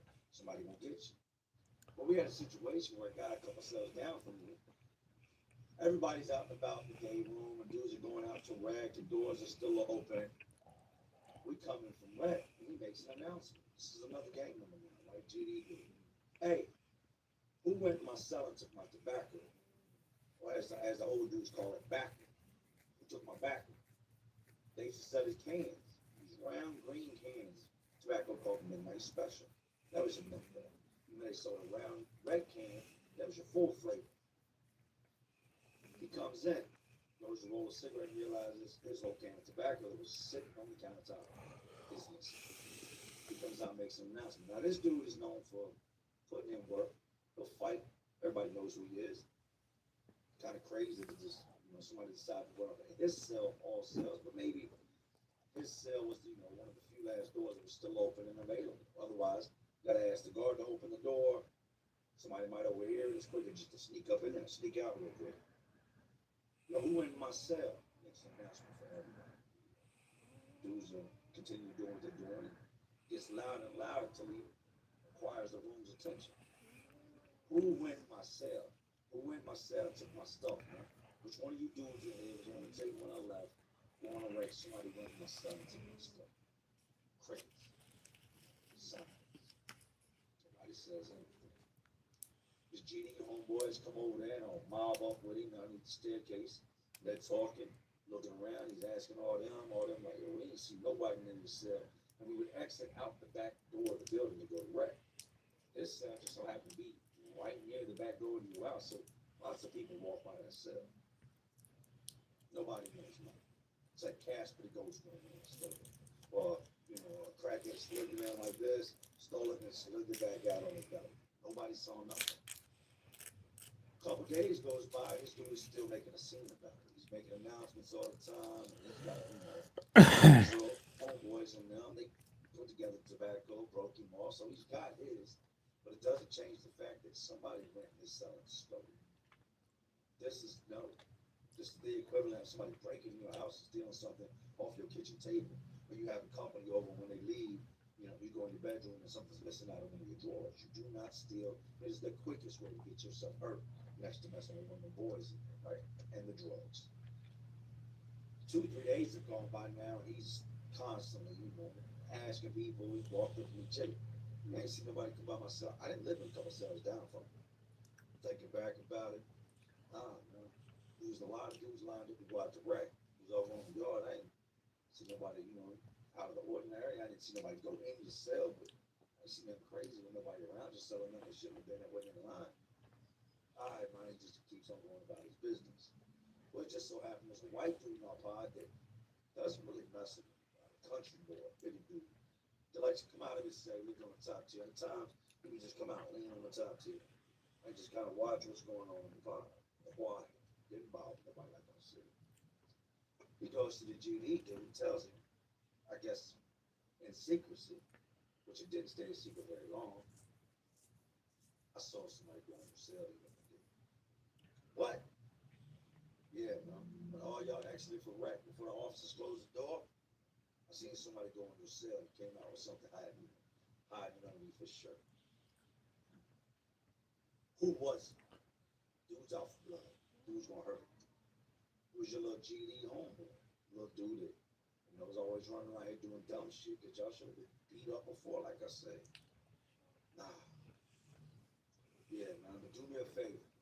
I don't want no smoke, man. I don't want no type of problems. I don't bother nobody, but I don't like it. I don't like nobody steals. Take it by force. Don't go in there like no little bitch and steal it, right? Good looking. He calls him meat. Right there in the other pocket. Calls all GDs over there. Hey, we gotta have no meat. They're all squad. What's up? Who did it? They know what's going on. Who did it? White dude on the top cell told him on the top tier. That cell over there told me he seen me. Like I said, just put the man right on Front Street. So much for leaving his name out of it. He saw who went myself. The little dude has been, causing all the chaos. Who was it? Who was it? Let me know. I'll take off on him. You would think that. And him hearing it got exposed, he'd be, damn, that son is wet. He'd be quiet. Play the background. But usually the guilty party is a lot of times the loudest party, right? Who was it? Who was it? It was you. What? Now I ain't go over your cell and take nothing. Yes, you did. You went in my cell. Stole my tobacco. You're looking out for your little dirty, grimy ass. You want to steal from it. Oh, I swear to God, I'll go up there and I'll dust that country boy's ass off. Now, you're not going to go up there and do nothing. Nobody's going to go up there and do nothing. Because you stole it. He ain't got no reason to lie to me. He don't know you like that. He don't even know me like that. He wouldn't get caught up in GD business or come and tell me something that ain't got nothing to do with him unless he saw something. The man did what he's supposed to do. He was a thief, stole from him, and beat the shit out of you. With them standing out in the pod, there's an officer right there in the control room. If they attack him, they're all going to the hole. If they attack him, any money they're owed for drugs, weapons, phones, store boxing, their means of, their finances, it's all gone. You all go to the hole, the debts are dead, there's nobody to pay, everybody's happy, yay, we ain't gotta pay these GD dudes no money, right? So he tells them, we're getting ready to lock down at this point for count. We're all going in our cells. They've already called lockdown for count, lockdown for count. So they don't have the time to jump him and beat him up right there. But dude is already letting him know, like, I'm just waiting on him to slap him, punch him, do something. Like I said, he couldn't. But he's letting him know, look, we come out of the cells after counting. Come on down to my cell, DP. Like, they're going to X you all the way out. You ain't GD no more. Like, that is a bad thing. You could go in and lose your life. Them guys can beat you to death. You stolen from one of them, so now they hate you. They can decide to take it to the knives and start stabbing you and poking you. It's a good chance if you go down there. You're definitely going to leave out of there bleeding. Really, really bad if you leave out of there. There's also a chance that you might leave out of the stretch if anyone decides to get carried away. Because the big dude wants to see you pain. He wants them to hurt you as bad as possible. He's not going to tell them to stop. They can stop when they decide to stop. And as many as want to jump on you, as many people as they can put in that cell will come in there and they're going to just hurt you, right? Dude, man, I'm telling y'all got it messed up, man. I swear I'd rather just walk with a big dude, the big country boy, because he's lying. He's not lying. If you go up there and say anything, it's going to be that much worse. You need to come down here and get what you got coming to you. After locked down for count. My first.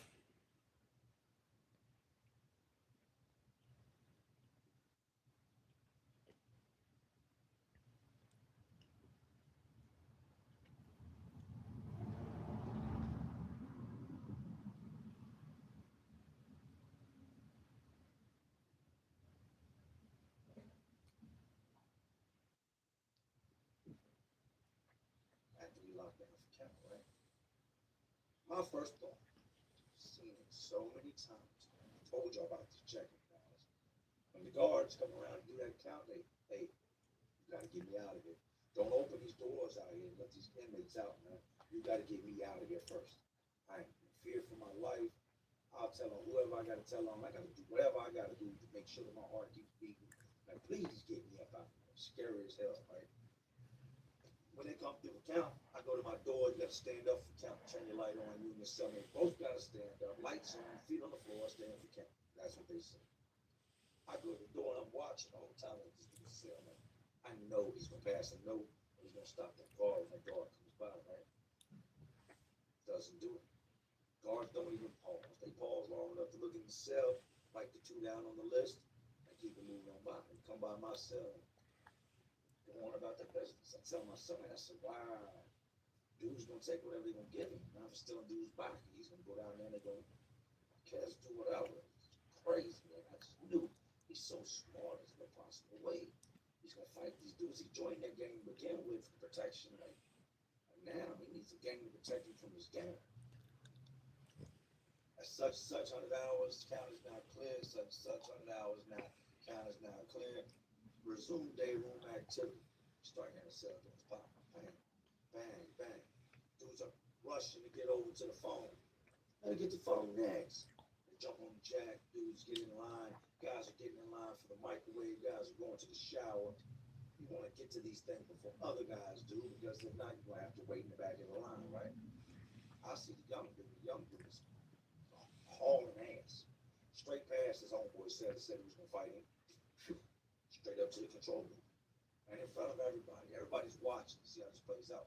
It gets quiet in these type of moments. We hear him say loud as day, the GDs are going to kill me.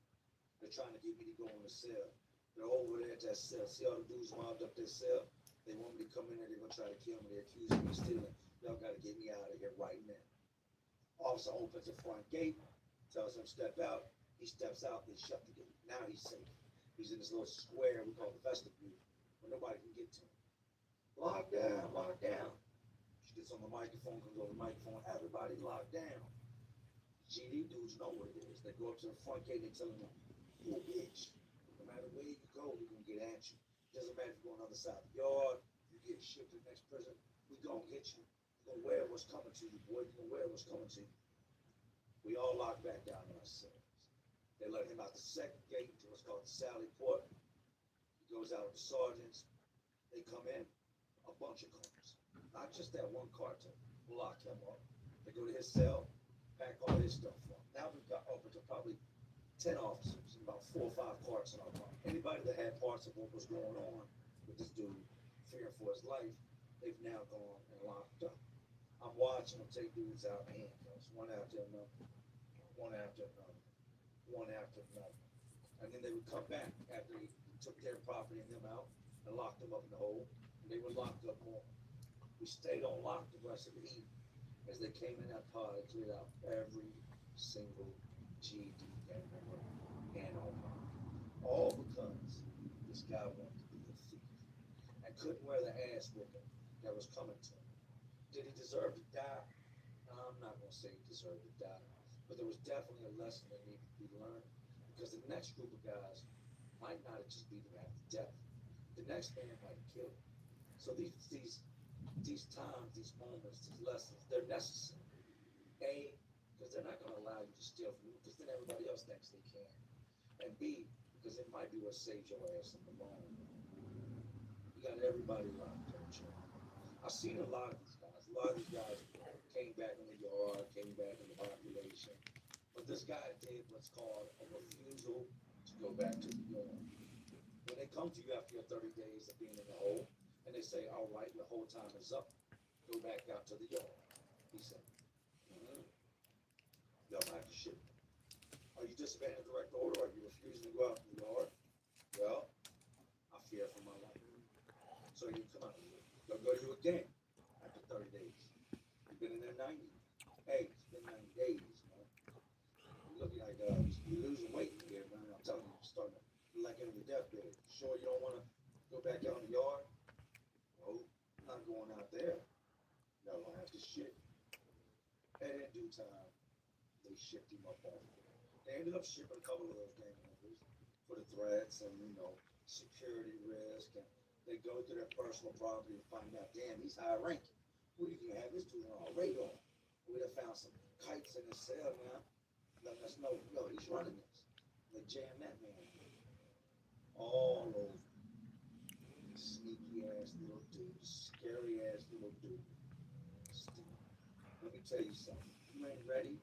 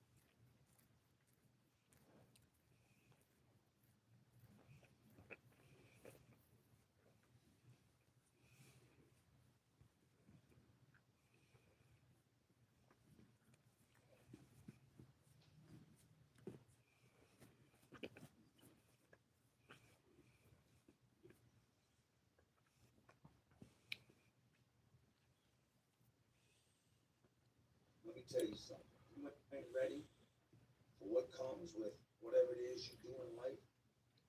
Don't do it.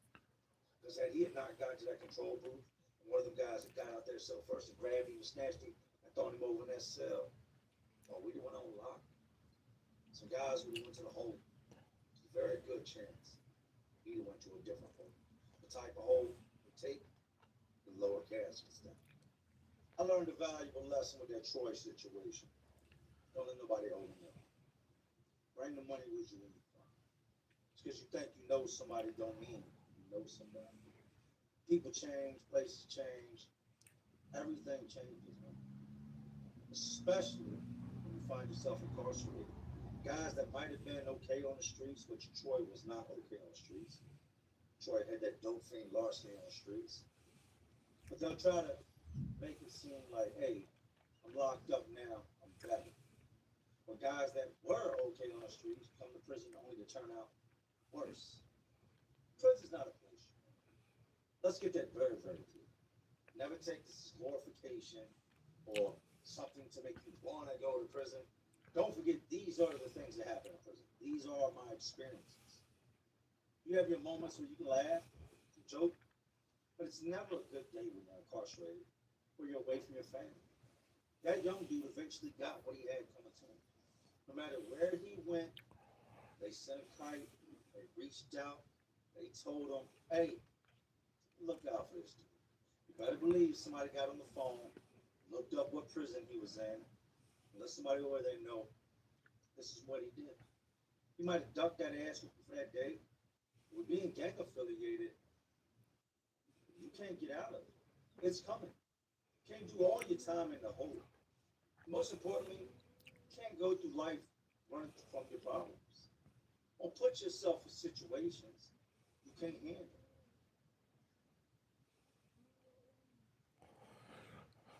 Don't take things from people you can't afford to pay for. Prison is not a playground. It's nothing like the brochure. I would say at one point it was a man's world. Now prison has become an idiot's world, where men are just sprinkled in the mix. For the most part, it's young dudes, and that's what you see often. The older guys have learned to do their time and stay out the way, so you don't see a lot of them. They're not making a lot of noise. But when they do, it's a lot of noise. I hope that nobody watching this that's ever been to prison returns to prison. I hope that nobody watching this that's never been to prison never goes to prison. Live your best life. All those things that you say you want to do, plan to do them. Nothing can stop you but you. We all have setbacks, we all go through things, but at the end of the day, the only thing standing in your way of doing what you want to do is you. So as y'all know, it is Friday. That means it is payday. Gotta get this money, man. Gotta get the guys paid. I'm tired. I want to go home. I have to work tomorrow. Pretty sure I have to work Sunday and then back at it Monday. But hey, like I said, you want to get through something, you want to get somewhere, you got to go through things. And that's exactly what working does. Work until you get where you want to be in life. Y'all see me, I'm on camera. Outside of the camera, I'm working. My hands stay dirty. So for anybody that thinks I just sit in the truck all day making YouTube videos, I'm just another one of those people that thinks they know everything, when in reality, you don't know shit. Anyways, these jails, detention centers, these prisons, they're all just crazy world inside of this already crazy world we live in. And as always, y'all know what I'm doing. Just trying to keep y'all entertained. Are you not entertained? And like always, this is Jay Williams. That's life to all my real ones and also real ones watching. Y'all still watching me. Y'all know how I'm doing. So,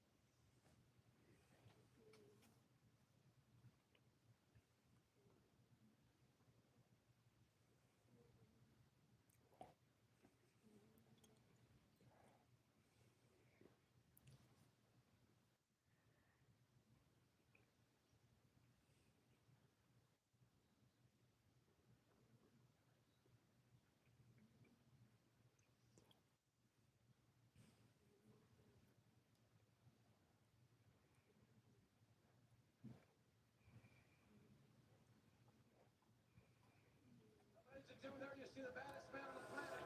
He's a huge Stone Cold Steve Austin fan, from what we understand. There you see it, Stone Cold is number one. I went out there having a great time there with Shane McMahon. Ladies and gentlemen, it is now time for the 1998 Royal Rumble match. Here on the road, in just a few moments, those individuals who drew numbers 1 and 2 respectively will enter the ring and the Rumble match begins. Every 2 minutes thereafter, another superstar enters the ring according to the number he drew. Elimination occurs in this contest when a superstar is thrown over the top rope and both feet must touch the floor. Both feet. The individual who remains in the ring after all competitors have entered will be declared the winner of the Rumble match and will go on to WrestleMania 14 for a WWF Championship match. And now, let's find out who drew number 1. Oh, here we go. You know they are.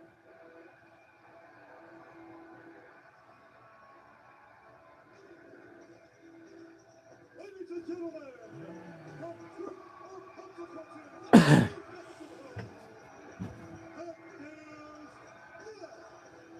Cactus Jack. There's some Dude Live fans. Too bad Dude couldn't be here. Cactus Jack, the alter ego of Mick Foley, can be colder than a mother-in-law's kiss, and he will pull out every stop. It's every man for himself. The winner of this match will meet the WWF champion, who may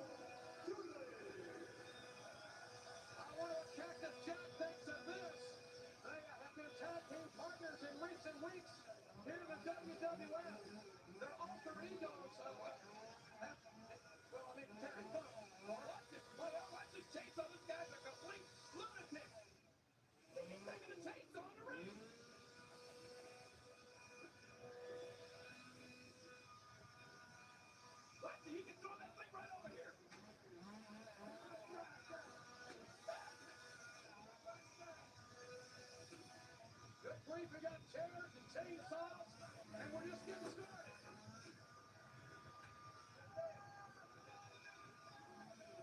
This is gonna be a war. A chainsaw. And the match is over. Now remember, in this match, there's only one way to be eliminated. It's to be thrown over the top rope, and both feet have to hit the floor, or to have one of your major limbs lopped off by a chainsaw. I think that was an amendment made late yesterday. Ooh, what a chip shot there. Can't keep that out of there, Reb.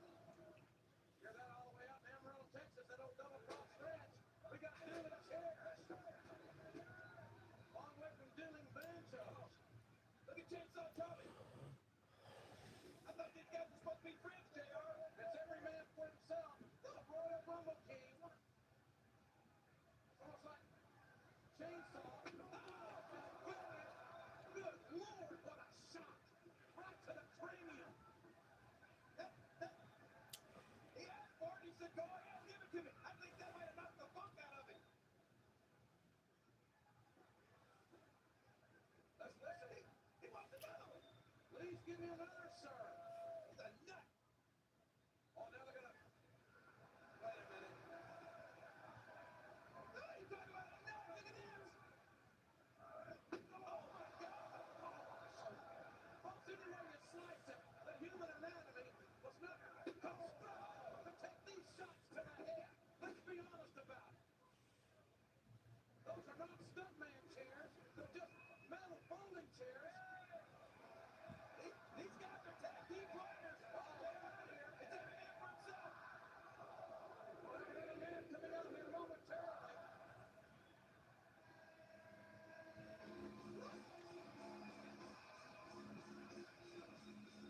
Tom Brady, the big Italian, on his way to the ring. And Chainsaw Charlie, also known as Terry Funk, Cactus Jack, double teaming Brandy, who's had his troubles in recent weeks with the Peloton. And now we're back to our chair shot contest.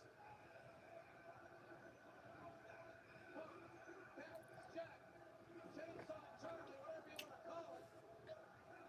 Chainsaw, the left-hander. Funk has those fists taped up. The whole Funk family, they're all a bunch of idiots. I think their gene pool could have used a little more chlorine. And Terry's the most stupid one of them all. Chainsaw Charlie elevated there by Cactus Jack. Cactus Jack, Tootland. He's got an identity crisis. Terry Funk's so stupid he thinks he's Chainsaw Charlie, but you're a king. There's a suplex. Oh my goodness, goodness gracious. Chainsaw Charlie may be middle-aged and crazy, but he is quivering in pain after that suplex on those two metal folding chairs. I know one thing, these two guys will never be the same. That's it for Chainsaw. They were never normal to start with. Remember, to be eliminated, you gotta be thrown on the top rope to the floor.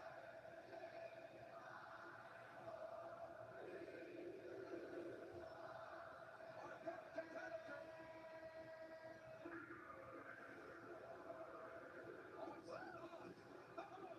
The Intercontinental Champion, The Rock, who earlier tonight had a grueling match with Ken Shamrock. The Rock is so good he reminds me of himself. Let's see what he does.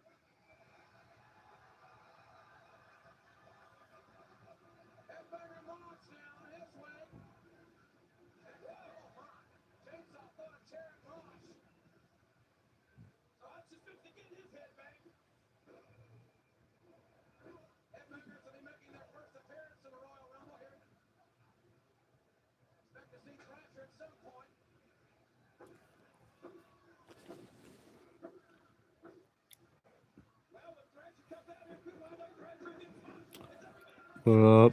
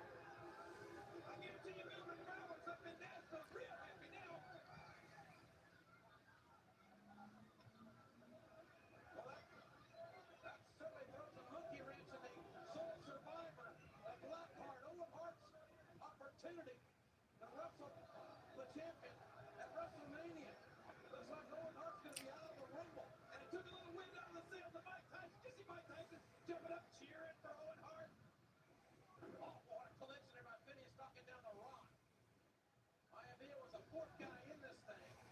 We're up to number 9, and our 10th entrant is coming out momentarily.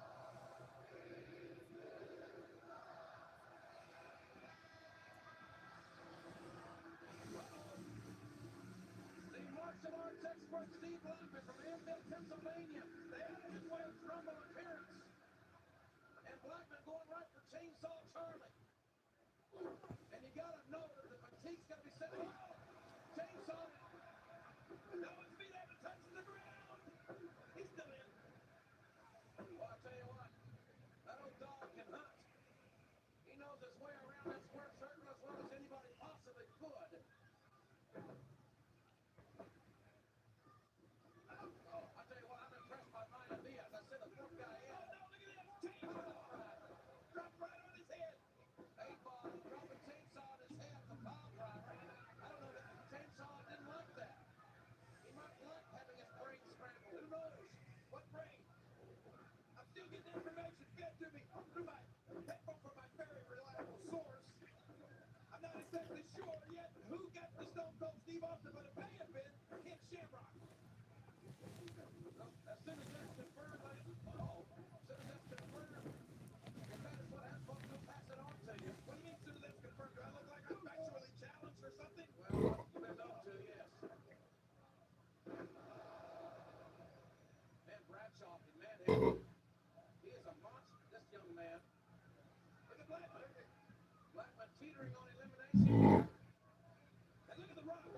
This guy's in great condition. Blackman hanging on. Blackman's gonna hang in there. Look at that Chainsaw almost goes out.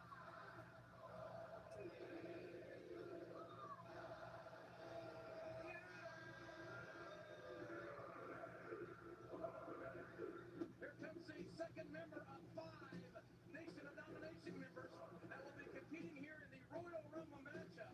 And if the old cliche means anything, strength in numbers, the Nation may be the entity, the team to beat. It's every man for himself, JR. Chainsaw upside down in more ways than one. Holding on for dear life is old Bradshaw. And now, Moss trying to eliminate the veteran. Blackman paired off with the Rock. I did see a little bit of a look of relief on the face of the Rock when he heard that music for the Nation and D'Lo Brown on his way out here. I would think that they would try to eliminate everybody else before they went at each other.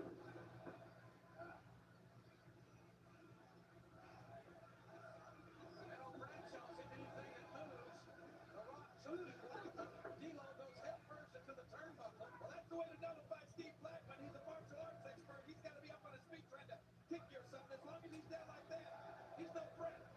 This is a new file for Blackman, who admittedly is still learning his way around.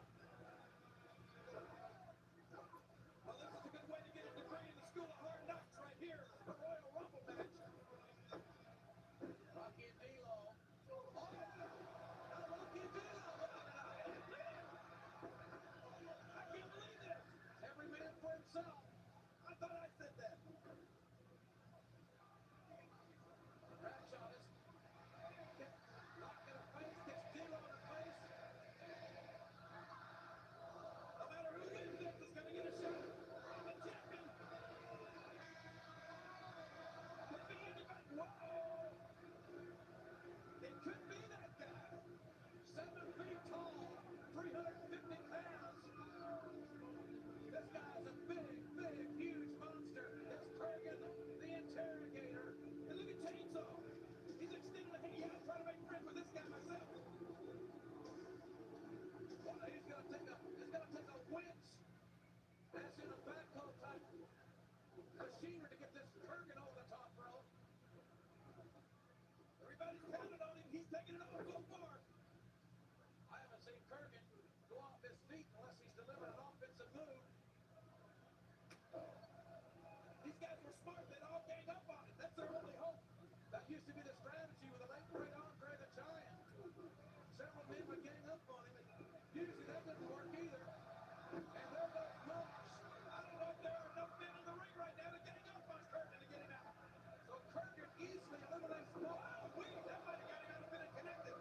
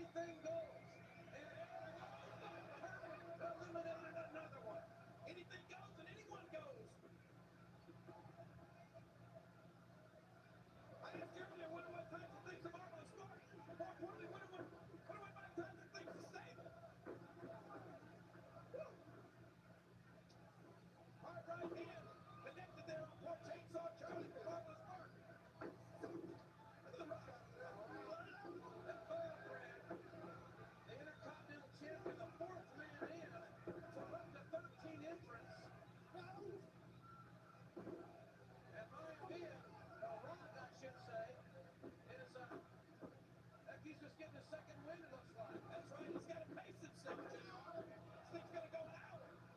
Bergen just manhandled Phineas Godwin. And look at Bradshaw, 6'6", 300. He didn't look so big compared to Kurgan.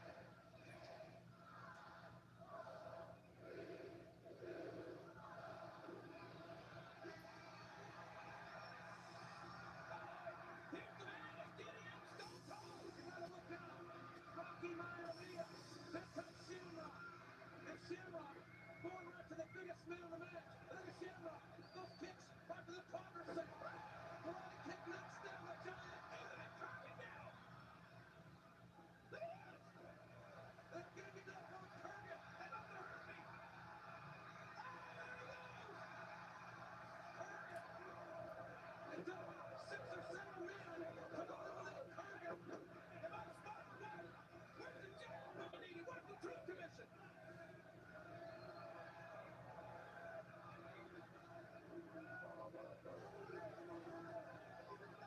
But you gotta give Ken Shamrock credit. He helped eliminate Kurgan the Giant, but I'm surprised they even let Shamrock come back out here after the way he attacked that referee.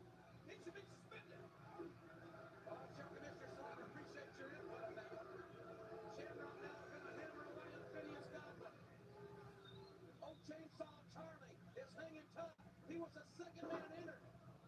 He eliminated Cactus Jack earlier. Now look at Bradshaw. Wes Bradshaw's a big horse. Huge. Oh, big foot right to the face of Kilo around by Bradshaw. Rocky Maivia, The Rock, knocks down Chainsaw Charlie. We're about halfway through this Royal Rumble match. The 15th guy is going to be coming out here in about 8 seconds.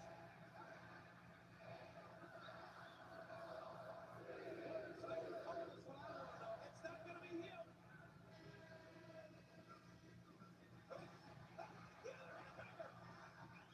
Headbanger Thrasher will not have his partner Mosh to assist him, even though it's every man for himself. Mosh, I miss Mosh. The fifth man.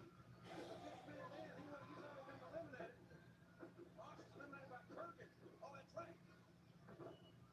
And now D'Lo, he's choked to the rock. What is that with D'Lo?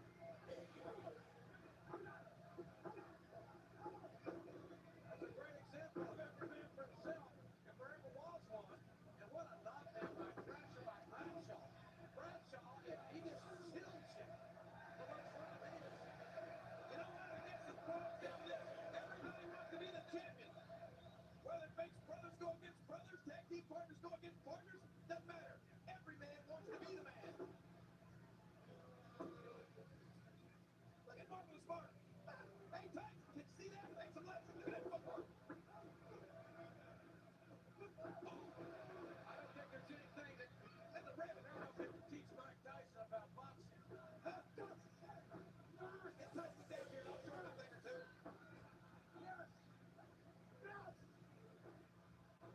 What's Tyson, about 5'11"? If I hit him with one of my uppercuts, he'd be 6'5". Good grief, King. Wow.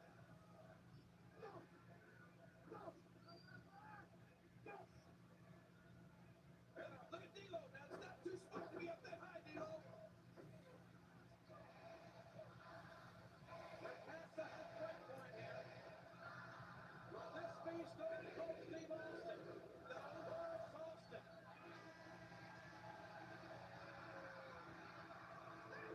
Wait a minute. Now. Oh my gosh, this ain't right. Wait, I'm a little confused here. Somebody's not going to have a nice day.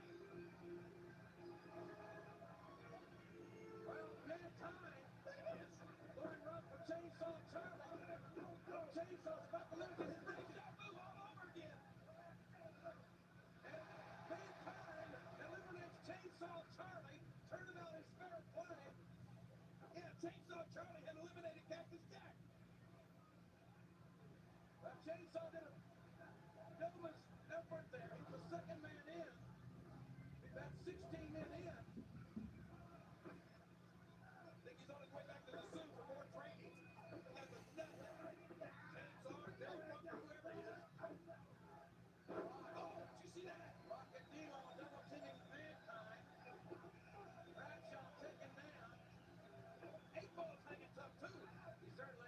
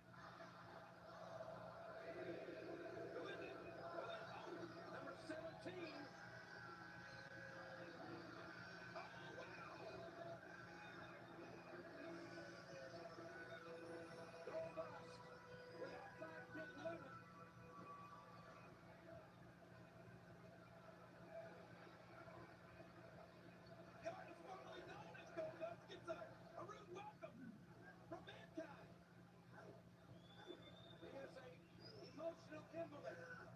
A what? It's the dream's fallout. Talk about dysfunctional. Gotta admit, Gomez puts the fun in dysfunctional. You gotta love it, Taylor.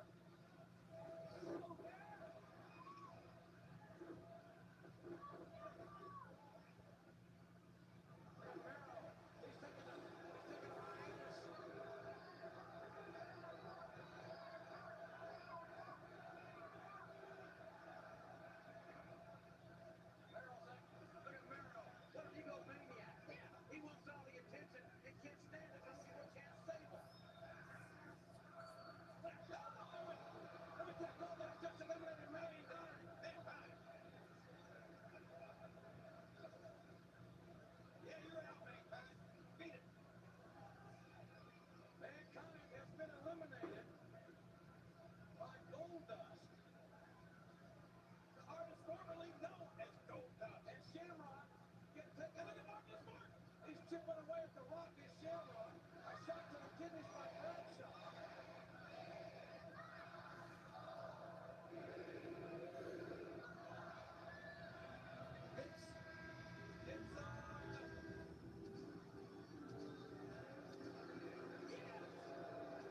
It's my fellow Tennessean, the NWA North American Heavyweight Champion, and his first round mentor, I guess. I don't know what Cornette's association.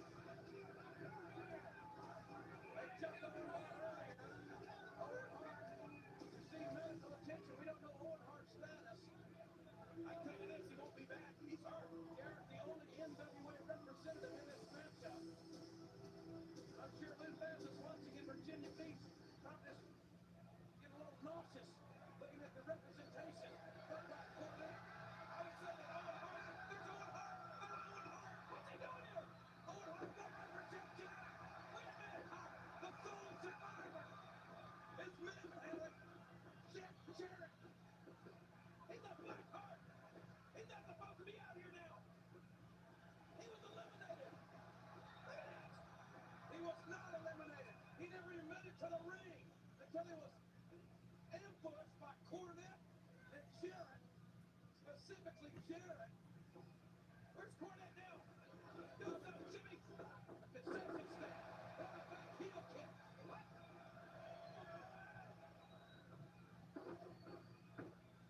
Owen Hart, who has won every championship,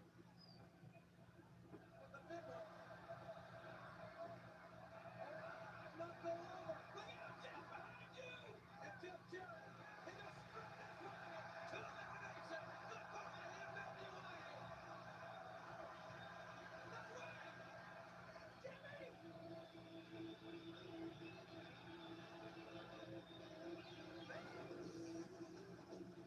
The greatest Intercontinental Champion of all time. The Honky Tonk Man. Wait a minute. What is Helmsley in China? D-Generation X, that's the European champion, Hunter Helmsley, along with China. Helmsley is not entered in this matchup. He has not been cleared to wrestle. And the Block just eliminated Shamrock. Beautiful. Great. Look at that.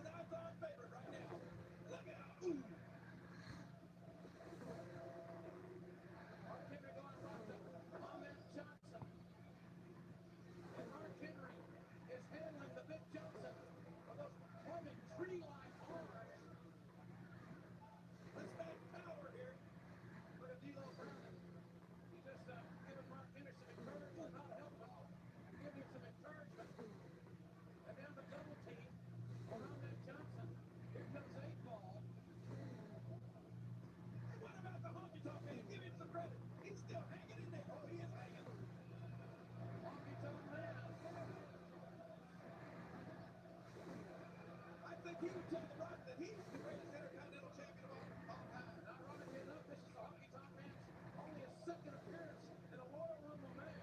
That's right. He's like a rookie.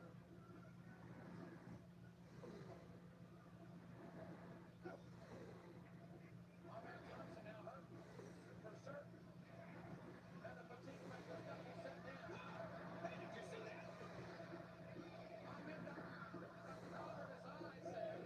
For what? Don't stand up, JR. It won't be often.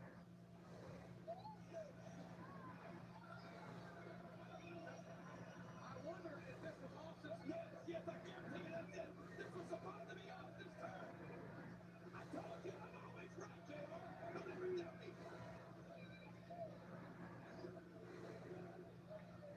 What number was that? I think it was 22. Yeah, that's it.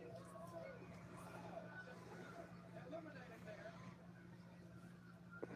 by the Nation of Domination.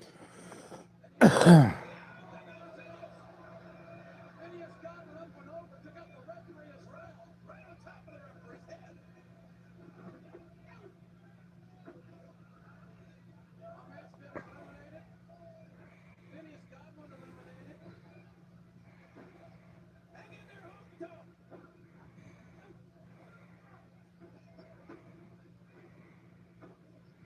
Ahmed and Phineas are fighting all the way to the back.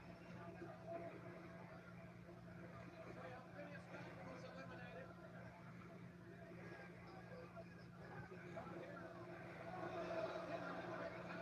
Elevated Phineas Godwin is smacked Jeff Dudley quickly in the face. Referee. Uh-oh, D'Lo Brown. What are they doing? Every man for himself. D'Lo working over his new teammate, world's strongest man, Mark Henry. You know what? You know what I love? I love the fact that Stone Cold Steve Austin got beat in his own game. He was running around, bragging, do unto others before they do unto you. Well, you finally got it done unto you, didn't you, Steve Austin? You're done.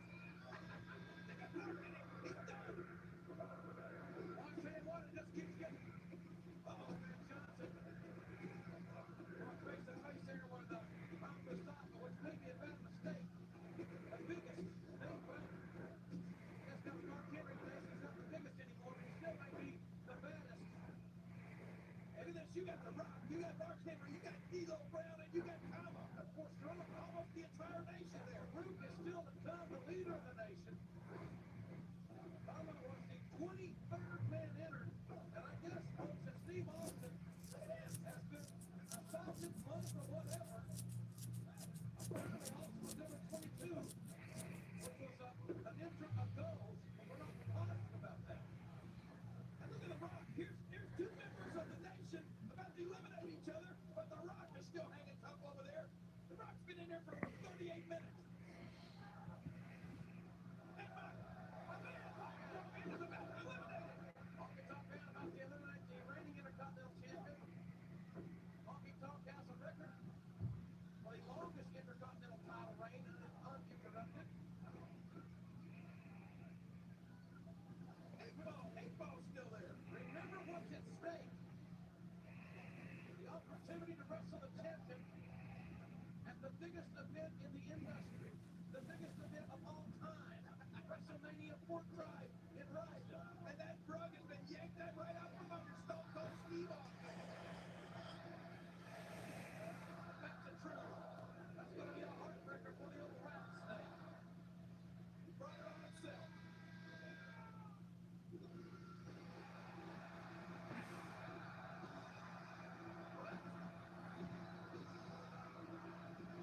Stone Cold has caused this music. The action has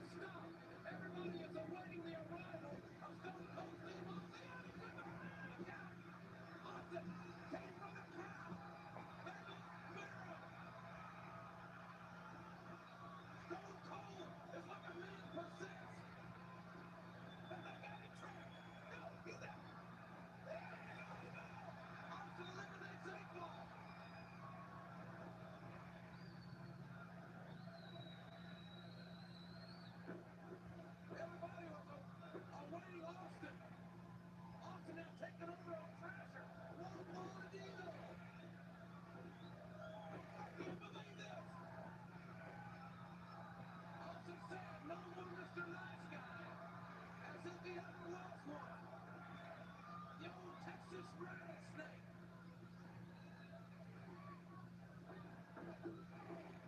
Textile face first into the corner of the turnbuckle.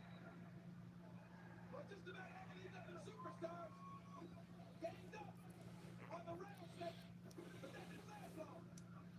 There's Austin coming into the ring, right over the front commentator's table, through the crowd. He nails Carlos Smart Meadows eliminated. And then Mike Tyson, I guess he can identify with Stone Cold Steve Austin, who's the toughest SOB. No doubt Tyson, the toughest SOB, trying to raise boxing level.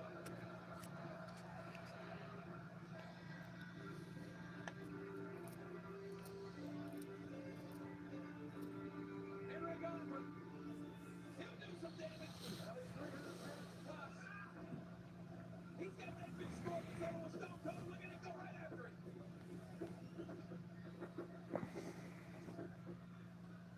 Henry Godwin pulling away as Stone Cold Steve Austin. The Godwins were looking for Austin earlier today. I'll tell you one thing. You got to tip your hat to Justin Bradshaw. Not Jack Bradshaw.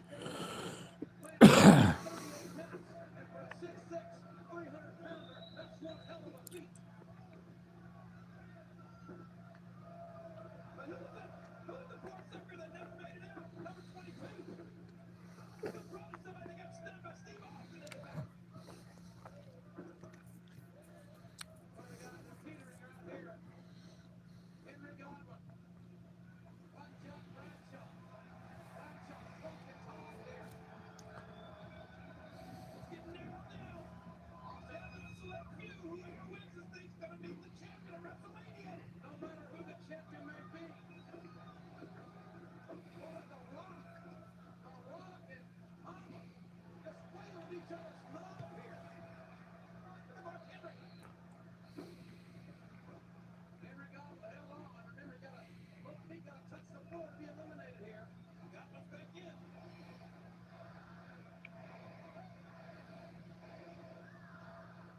Knock it to the big, get over here, get on Austin.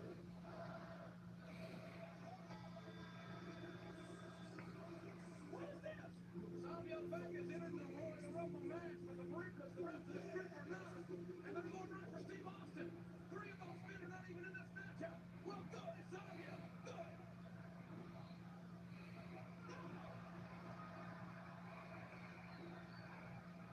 Stone Cold Steve Austin is fighting for his life.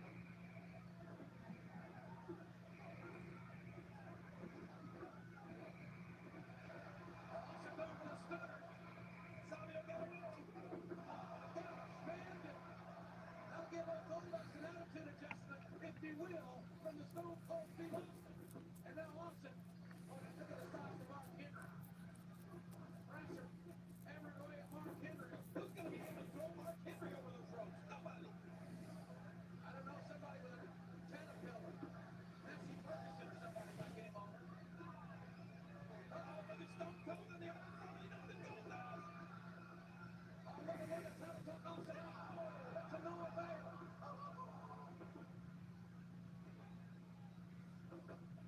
Look at Bradshaw. He has manhandled everybody in this ring at one time or another. That's Blackjack Bradshaw. He is one big young stud from the state of Texas. Look at the Rock. He's trying to grab a breather over here. No.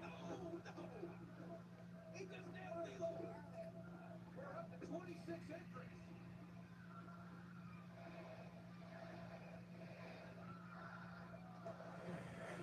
Coming up.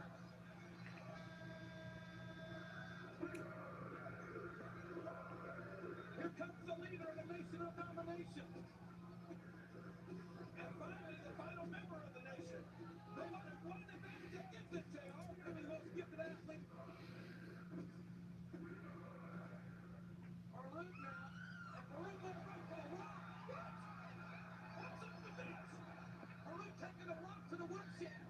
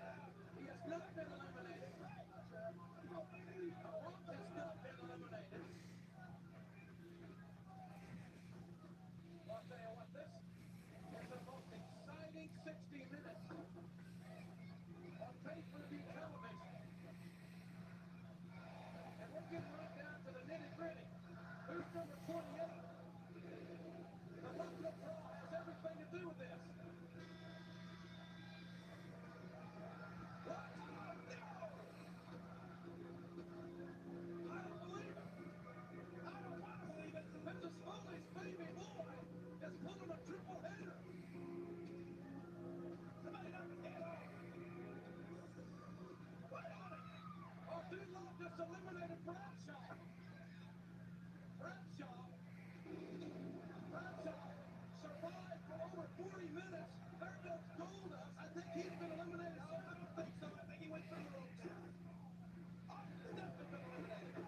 He has not been eliminated, King. You saw it on tape.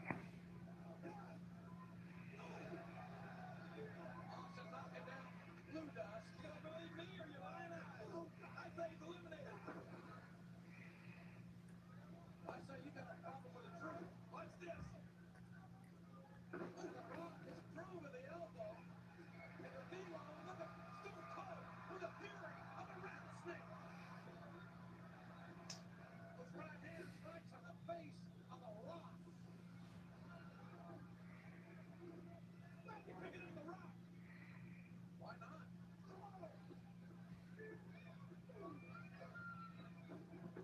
Look out here.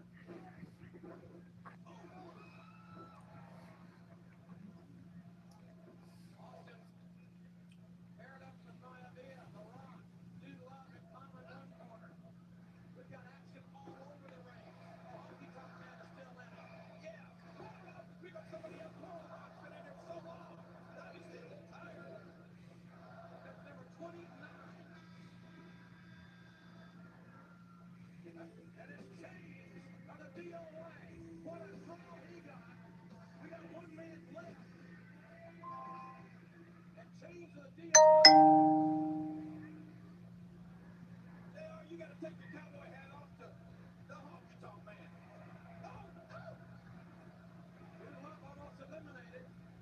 With the only too soon. Austin. The Rock has been in this matchup, ladies and gentlemen, over 50 minutes. Unbelievable. After wrestling for the Intercontinental title earlier against Ken Shamrock and winning. That's amazing athleticism.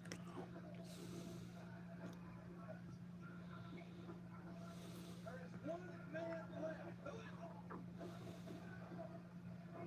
I'll give you a minute. I think my math, I think I can tell you. Mike Tyson, why don't he come down there and get this? You'll see Mike Tyson deliver right out of the wall. And a major event. I can't be held responsible for my actions, but I get face to face with Mike Tyson. I'm sure. I'll try to help restrain you. Just don't drink any caffeine all day. You hold me back. Come on, Mark Henry, do him in. This is your chance. Look at Stone Cold just laying there. Austin has been hammered. He was the last man coming in. And look at the world's strongest man. Put the bear hug on him. Crush those ribs. The 1996 Olympian Mark Henry, the newest member of the Nation of Domination. And the best draw of the night, number 30. Moments away. Is this Mr. Lucky?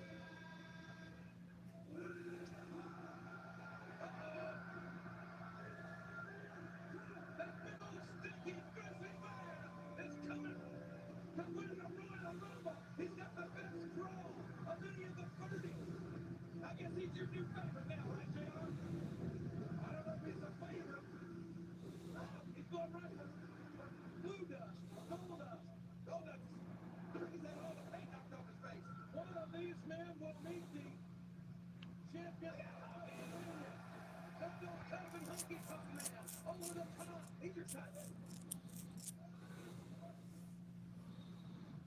Mark Henry wailing away at Thrasher.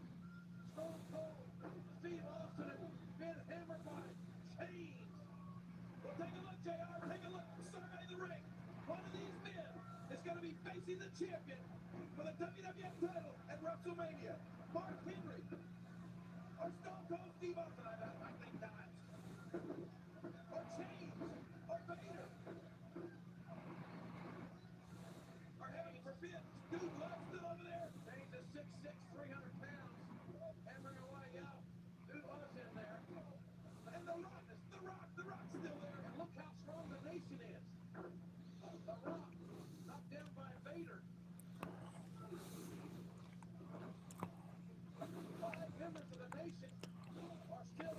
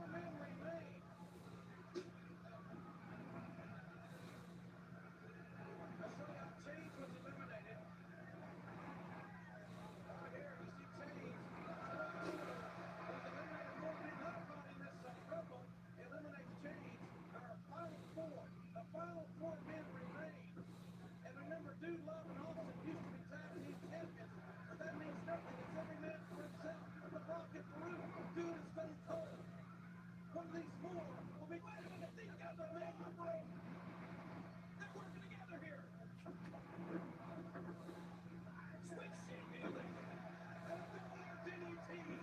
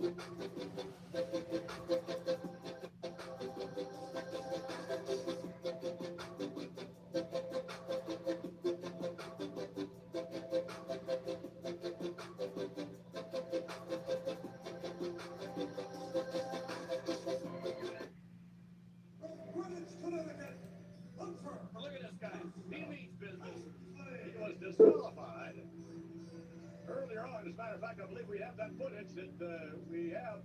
There we go. Now, why don't you use some sort of an optic there? Some fan threw something there, so he picked it up off the mat. That's what he said earlier. I'm not too sure we can believe that.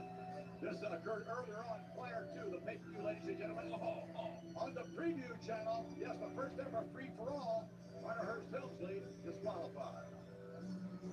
And Gorilla Monsoon on hand, by the way. The interim president of the World Wrestling Federation has stepped right in there and disqualified Hunter Hearst Helmsley.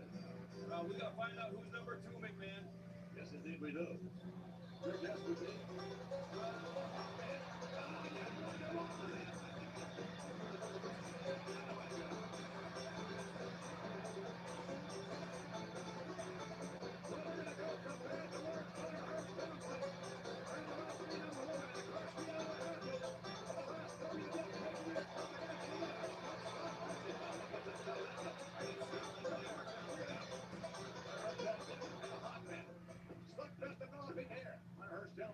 With Henry O. Godwin. Sets up the big armor from Arkansas. Continues to pummel in the midsection now.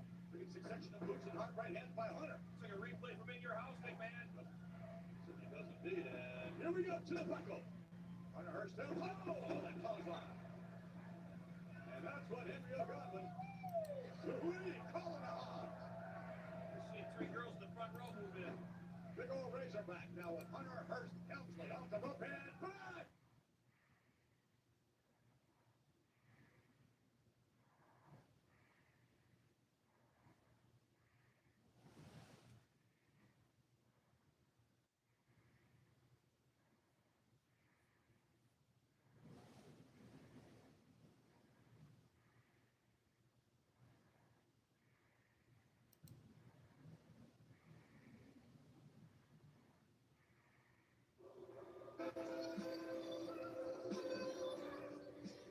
Lower your tone now, cause we all grown now. The bid you did don't mean nothing, you're home now.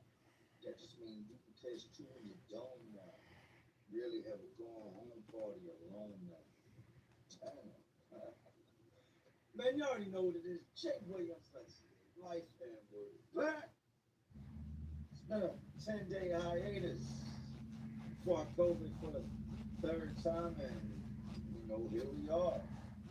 I have a large household, 6 people to be exact in my house, including myself. Everybody got sick. So let me run this down to you real quick. That Friday that I let everybody know, hey, sick, woke up that morning, and it felt like that little wind up monkey with the symbol, bing, bing, bing. That's what it felt like inside my head. Literally felt like there was somebody in there with a hammer just trying to beat their way out of my skull. I wake up on the side of the bed and I'm like, what's going on? As soon as I touch my head, I feel the fever. Great. It's a Friday. I have to get my guys paid. That is my job as a boss. Your boss, you don't get to just say, screw everybody else. I don't feel good. Nobody gets paid today. So I get up, I get dressed, I go to work. I already start distancing myself. I have no clue what's going on, but just to be cautious, I kind of keep my distance from everybody. The week prior to that, actually wasn't even a week, it was maybe 3 or 4 days prior to that, my son called in work sick. He doesn't never miss work. This boy is at work no matter what. He's like an assistant manager where he works at. I didn't pick up on it. Just thought it was one of them summer colds, summer flu. You know how it goes. Well, that Friday, I'm at work, wife calls, tells me her sister's sick. Her sister's been staying with us. Says she tested positive for COVID. My response was, I've got it. How do you know you got it? Claim to the test. Mind you now, I just told y'all how I felt when I woke up that morning. She tested my son, he come back positive. Now he went to a concert, all up in the mosh pit, people everywhere, people crowded. Pretty sure that's where he got it from. I get home that day, I test, bang, got COVID for the 3rd time. It was rough. no way around it. I'm not gonna say and cry, but it was definitely rough, man. None of your favorites. And then as I started to get better, my little boy Noah gets sick. 5 years old. Right behind him, Bella gets sick. She's 3 years old. So now the whole house is quarantined off. I think my wife was the only one that didn't test positive for COVID. So as I'm going through the getting better process, I'm tasked with taking care of little kids. So we made it happen, man. We stayed in the room, isolated ourselves from everybody, and we got better. Actually got back to work last week. Yesterday was Sunday. I worked yesterday. Started to make a video yesterday, and I just was not feeling. Still regaining my energy. But that is that. Got to work this morning. Been seeing some things I don't like. Attempted to talk with one of my guys, and didn't go well. So I had one video planned out for the day, and it's more of an upbeat, cheerful video. But I ain't gonna lie, my mood just went dark after this conversation I had this morning. So we'll get into some of these prison extortions I've seen. These jailhouse extortions. These dudes that just try to use their size or their game or their reputation to take from others, to take from guys that they feel they're better or bigger than. You will see it, whether you become a victim to it, but that's gonna be up to you. I ain't never been extorted. Have I had guys you just shot? Yeah, absolutely. But that's what it was a shot. What you do in the moment when somebody presses up on you is going to determine a lot. It's going to determine what happens tomorrow. It's going to determine what happens next Friday when we go to commissary. It's pretty much going to set the pace moving forward. You might just get your ass kicked standing up for yourself.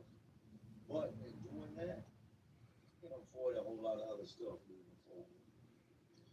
That's what we're doing today. These extortions, these penitentiary tough guys, these guys that just want to run around trying to take something from the next man.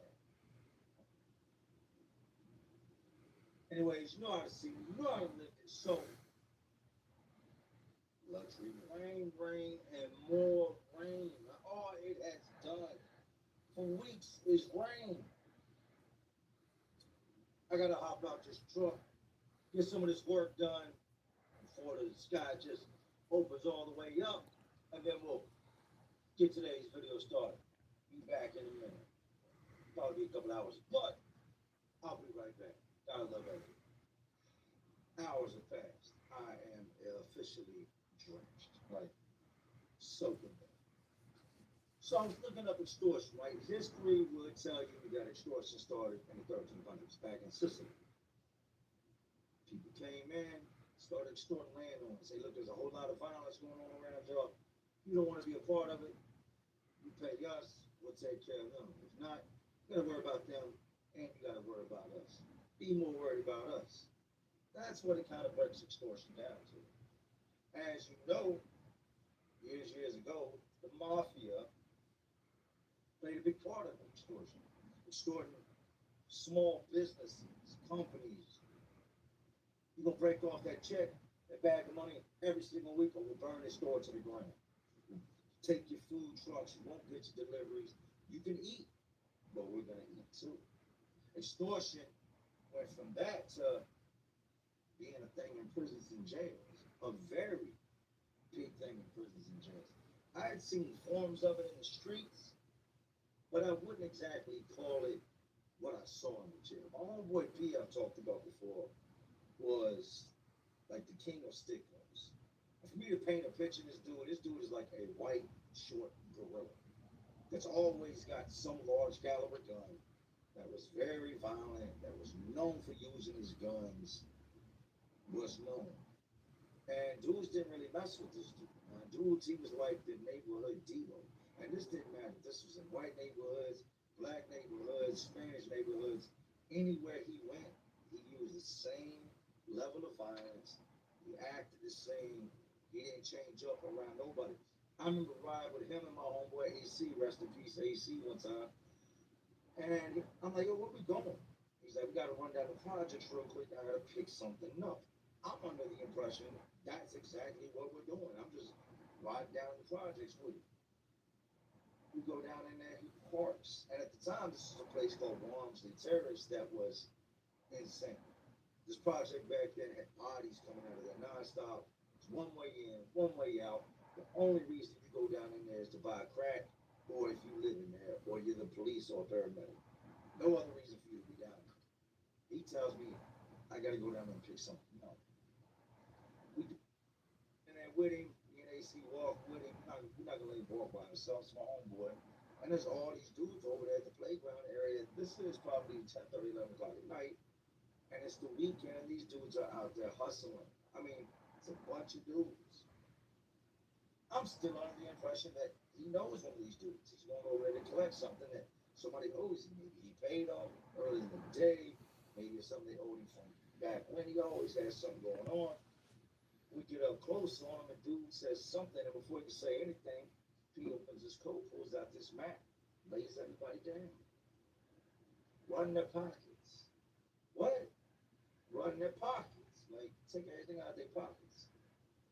Man, you're tripping. I don't say that because I'm not going to say that from these dudes. Homeboy was a nut.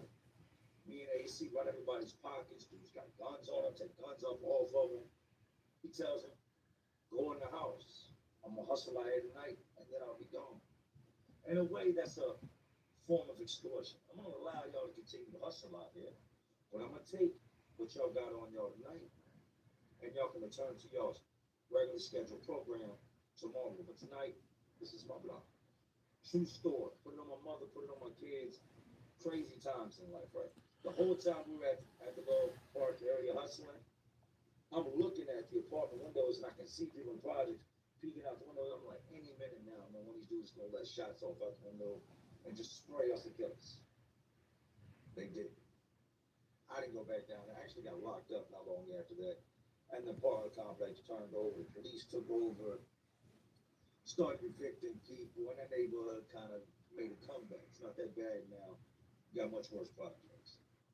That was one of the first times I'd actually seen somebody take something with a stipulation. Form of extortion. Y'all can go back to hustling tomorrow. I need what y'all got on y'all now. Go about your business. And that's what he did. I get into the jail, and extortion is rampant, especially with the introduction of the gangs. And the main gang at the time, well, the main gang still be into this day, the blood dudes. And when this all took place, there was not a lot of blood dudes in the jail at the time. When I came into the pod, there was this dude named KD, and KD was a big ass dude. He's what you would expect when you think of somebody running down on somebody and saying, give it up, let me get that, somebody extorting somebody. That's what KD was. The thing with KD was is he had started recruiting these other little blood dudes. This dude's from up north, from New Jersey, New York, but he had one of those up top accents. I had a habit of when I come into jail, because I was still stupid and young-minded, and I had been taught wrong, that if you get the fighting out the way, as soon as it presents itself, it kind of sends a message to everybody to leave you alone. So most times when I would go to jail, I wouldn't be in there very long before some type of altercation, a fight, a scuffle, something would happen. I would make sure that it happened. I'd usually try to make sure that other people seen it to kind of send a message, win, lose, or draw, leave me alone. I'm willing to fight behind it. I get in there, none of this is taking place. What I see when I come in is that this dude KD is running around with these 5, 6 other little blood dudes, and they've got certain dudes they're taking stuff from. When I come into jail, I just missed commissary, so I didn't get no bag. But I see other dudes collect their bags, and everybody locks down in this just Riverside Regional Jail, which is just a jail that's a collection of different cities throughout Virginia. You got Hopewell, you got Richmond, you got Chesterfield, you got all these different cities crammed into this one regional jail. And most times it's because you've got violent charges or the main jail is overflowed and they just stick you in there. I've always had bad charges meaning violent charges. Like, so I would always get sent to Riverside. They take me put me in the regular jail. I stay there 72 hours. I get on the bus, off Riverside I go. Nobody fans bus about it every single time. I was not used to seeing the gangs in the jail like that. So like I said, I come in, everybody's going to commissary. We got all our cells locked. They pop each cell as they call the name out. The guy comes out, gets his commissary, goes and locks down. They do this throughout the day until commissary is done. When commissary is done, they pop all the cell doors out, open. I see KD come out, and there's an area underneath the staircase where there's a phone where dudes used to congregate. You could also get a fight in over there. The guards couldn't see it's a blind spot. A lot of stuff went down on the staircase. My cell happened to be directly in front of this phone. And we come out, these dudes are already squatted up right in front of my cell where this payphone is. And they're talking. They're plotting. They're up to no good. I've had no introduction to them. The old head up in the cell what tells me the rundown of who's in the pod, who's doing what, and about the gangs. I hadn't really seen it firsthand yet. These dudes are almost like in a football huddle over there talking, coming up with what they're going to do. And they branch off. 3 goes this way, and the KD takes the young, and they go that way. And these dudes go to the top 10, these dudes start at the bottom 10. They've got select cells that they're going by and they can do is break it off. And when I mean break it off, it's like, yo, I gave you that list, you get that? And there's not going to be much of anything outside of here you go, or it's going to be they're just going to come in and straight attack you and assault you. I stand in my doorway in disbelief. This is one of the first times I've seen this take place in this jail. I've been in this jail many times, but never have I seen a group of guys, especially a group of gang members, just so openly just going and taking stuff from dudes. And the primary suspects were white dudes, younger white dudes, or really old white dudes. If you were a thorough white dude, somebody that you could look and tell, like, oh, he's been to prison before, old head blasted and necks, sleeves, and just completely covered and jacked up. It's not the dudes they were going after. They were going after the little dudes from the suburbs, the dudes that had fresh track marks on their arms, and the old guys that couldn't defend themselves. I can respect if you and the man got a beat, and you run up on him and say, "Give me that." That is penitentiary rules coming into play. That's what happens. Somebody disrespects you, you got a couple options to what you can do, but a lot of times things will just run down on you like, go ahead and pack that up, let me get it before I hurt you. And let's show everybody that display of dominance right there by taking their stuff. Their display of dominance was different because they weren't equal opportunity. You know, when it came down to it, they were picking who they were going to run down on. Like clockwork, these dudes go around with this commissary bag and just go to cell to cell, fill that bag up, take it down to the one dude's cell, come out with another bag, continue their journey. So they filled up several bags with all these dudes commissary. I'm standing there and I'm just watching. I'm not saying nothing. I don't know none of these dudes in the jail at this point, right? Just got in here. So I'm just watching. And what I'm doing in my head is I'm sizing these dudes up. I'm thinking, damn, that dude KD is a big ass dude. Like, out of everybody, he's the one I hope I don't have to get into it with. If they decide to come over here and try to apply pressure on me, like they've done them, they're gonna have to beat me. That's just what it's gonna be. I'm gonna fight. Y'all gonna understand that each and every time you come over here, I'm gonna fight. I will fight you. I will do whatever I gotta do. There are no rules when it comes to fighting me. I'm being locked up, right? Later that evening, they come out, they make their meals, they make this big meal. These other dudes that they ran down on next door are just going about their business, making their little meals like nothing happened. Like we all didn't just see this happening. But as I talked to my celly, he says, nah, this has been going on. My celly been in like 4 or 5 months ago. Katie came back in about 6, 7 months ago, recruited a couple of these little dudes, brought them home with them blood. This is what they've been doing for about 5, 6 months now. Like dudes is checking in, dudes is dropping kites on them, the guards ain't doing nothing. The guards knew what was going on, but as long as ain't nobody bleeding, it don't even matter going ahead.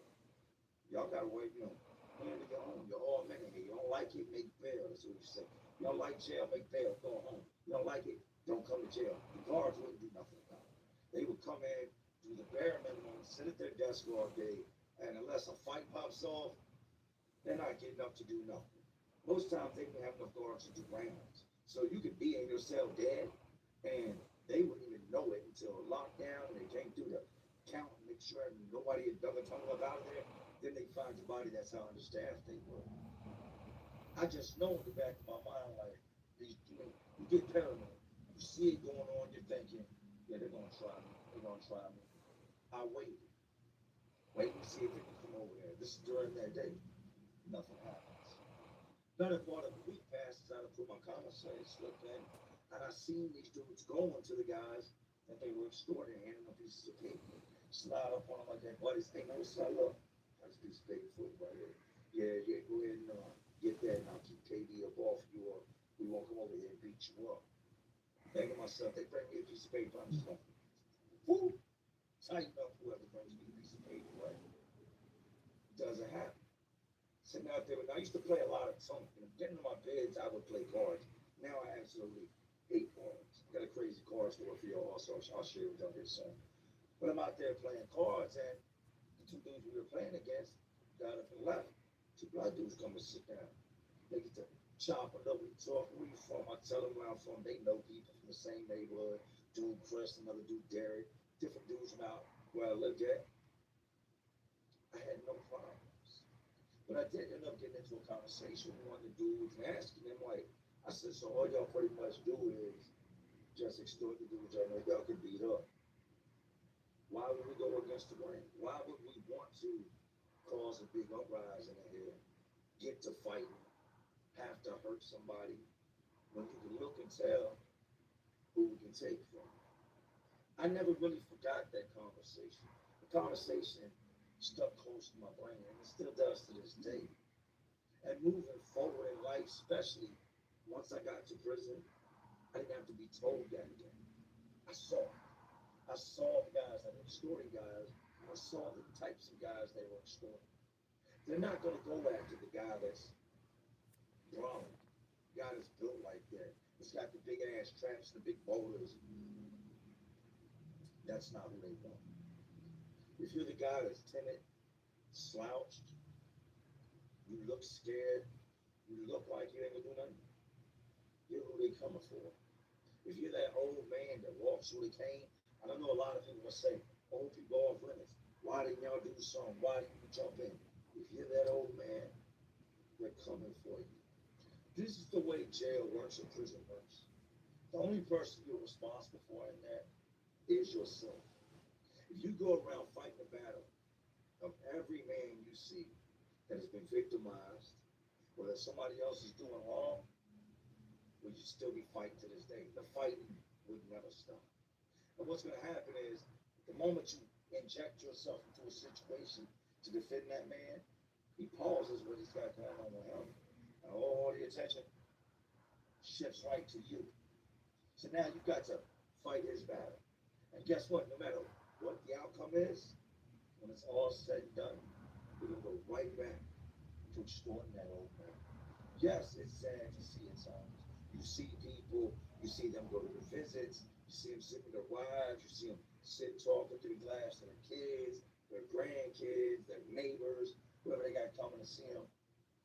And they have no clue that when this guy goes back to the dorm, goes back to the pod, that he's got to break it off. And if he don't, they'll break him off.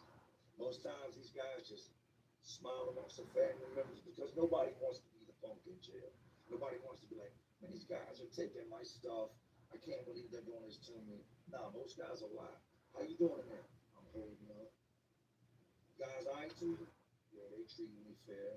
But behind closed doors, it's everything. Throughout different jails, different prisons, different states, I've seen things done differently. Take, for instance, in Philly, in the House of Corrections. Dudes were running down on dudes. But it wasn't on no, we'll keep you safe from these guys. If you don't give it to us, my homeboys know I'm gonna beat you up. It was on some, you're gonna give it to us or we're gonna beat you up. Straight like that. We still might beat you up the first time, the first go round, just to set the pace and let you know things are real. That was common in Philly. Philly, it wasn't, a lot of times it wouldn't be 3 or 4 dudes that would show up at your cell. It would be one dude that was sure enough known for knocking dudes out in there that would just pick somebody randomly that he didn't like the way they looked, and would run up on their cell and break it off. And if the dude said no, well, 9 times out of 10 he got beat up. Then the dude just went in his box and took it. I had a dude try. I'm not sure if I've spoken this story before.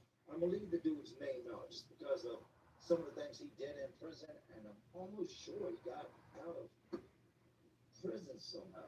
Me and Banky were actually talking about dude because dude used to be Banky Pound's cellmate. If y'all don't know about Banky Pound, check out TVP, Team Banky Pound. Go subscribe. Banky's good people, man. Did a lot of time in prison. Came out, has made the best of his life. But we were talking about one of his old cellmates. Trying to think of a name to get his dude. Just like I said, I don't want to put his name out because I don't know what he's got going on in life today. For all I know, the way life turns out, he could be a pastor or a minister or be anybody at this point in life after all the years in prison. We just gonna call dude. He had a nickname, so we'll just take a part of his nickname. We're just gonna call dude John. He was one of the only people to ever try to extort him. And out of everybody that you wanted to, never wanted to deal with that to begin with, this is not the dude you wanted to have those type of issues with. He's an old school convict. Thank you, you know exactly what I'm talking about. Bald head, light skin, greasy as a pork chop, and he's the definition of a killer. He's the definition of a convict. He's weirded out all the way in the head. Sneaks and messes with those boys. But aside from that, he had a dope habit. Dope habit meaning he used to like to sniff that dope, sniff that heroin. His choice of getting money in there was either taking it from dudes, running up on dudes with a knife, borrowing things and bumping, extorting dudes, going up on them, making up some story of how they owe him some money, or somebody they know owes him some money, or he would just pull a knife on him and tell him, come store they, you don't have it, see this? I'm gonna stick this right inside of your neck. He had been known for doing things like this in the past. So it wasn't a question of really what is that mean? Questioning, it looked like you're gonna question him, and he's gonna stick you with his knife. I talked about the cellmate I had, Crazy L. I despise Crazy L. To this day, I don't like L at all. Never will. He was getting ready to go home. Me and L ended up getting into it because L was also a tall black dude, but he was extremely racist. Always white boy this, white boy that. And one night he said it one too many times. I had tried to play cool with this dude. I couldn't take it no more. I snapped off on him. Me and L ended up getting into it in the cell. TV gets broke. Our cell at the time was right in front of the control room so the officer could see our shadows and hear the tussling and the fighting in the cell. These other officers come running in. I backed up. I did my thing. L's forehead split open. I'm okay. I got the average stuff that comes with fighting, but I definitely 100% with L. I didn't win all fights. I definitely won that one. Hands down, I won that one. He decides he wants to fight with the guards, right? The guards did that man dirty. When I'm telling you they did him dirty, I got back out the way, and they commenced to what I did to him. Wasn't nothing compared to what they did to him. When they were done with him, they had busted his eyebrows open, broke his nose. I mean, his chin was smashed where it hit the side of the bone. It looked like somebody just took a bucket of blood and just dumped it out, and they just slung it all over the cell. That was from the ass when the guards did. The ass when I gave him, there was some blood on the sheets. There was this knob that you crank open the window, and that's what cracked his head open. So I slammed him over there, and I touched him, I slung him, and boom, his head hit that knob, and it peeled his head open. But these guards took it way, way past what I did. They ended up not even charging me for the fight. I stood back, they did what they did, they took him up out of there, ended up bringing me a bucket, mop. I cleaned the blood up that was in that was the end of Crazy L, right? I hated Crazy L. I know that's a strong word. And like I said, he used to brag about, I'm getting ready to go home. This dude was a smoker on the streets. All he did was talk about how he stole stuff, ran around with prostitutes, and smoked crack. That was like, since he was born, since the day he was big enough to walk, he just started smoking crack. He didn't have a single story of him as a free man that did not involve him smoking crack. Or maybe that was just what he chose to talk about. Whatever. So L didn't have anything. And up until the night that me and him got to fighting, we were halfway okay. But when we were locked in that cell was when he would start making this dude was off. When I mean off, like completely crazy in the head, is when he would start making the white boy comments. And I told him a couple different times, hey look man, chill with the white boy shit. Like I'm not gonna call you no black boy. See how that sounds? This shit just sounds disrespectful. Don't call me a white boy again. Call me my name is Jay, you call me by Jay, your name is L, I call you by L. Don't disrespect me. Too much of it that up and then we just had it up. But prior to that, I didn't have anything. As soon as I came in the cell, I walk in. A lot of times you walk in the cell, you can tell by how a man is living when you look around. Is the cell clean? Is the toilet clean?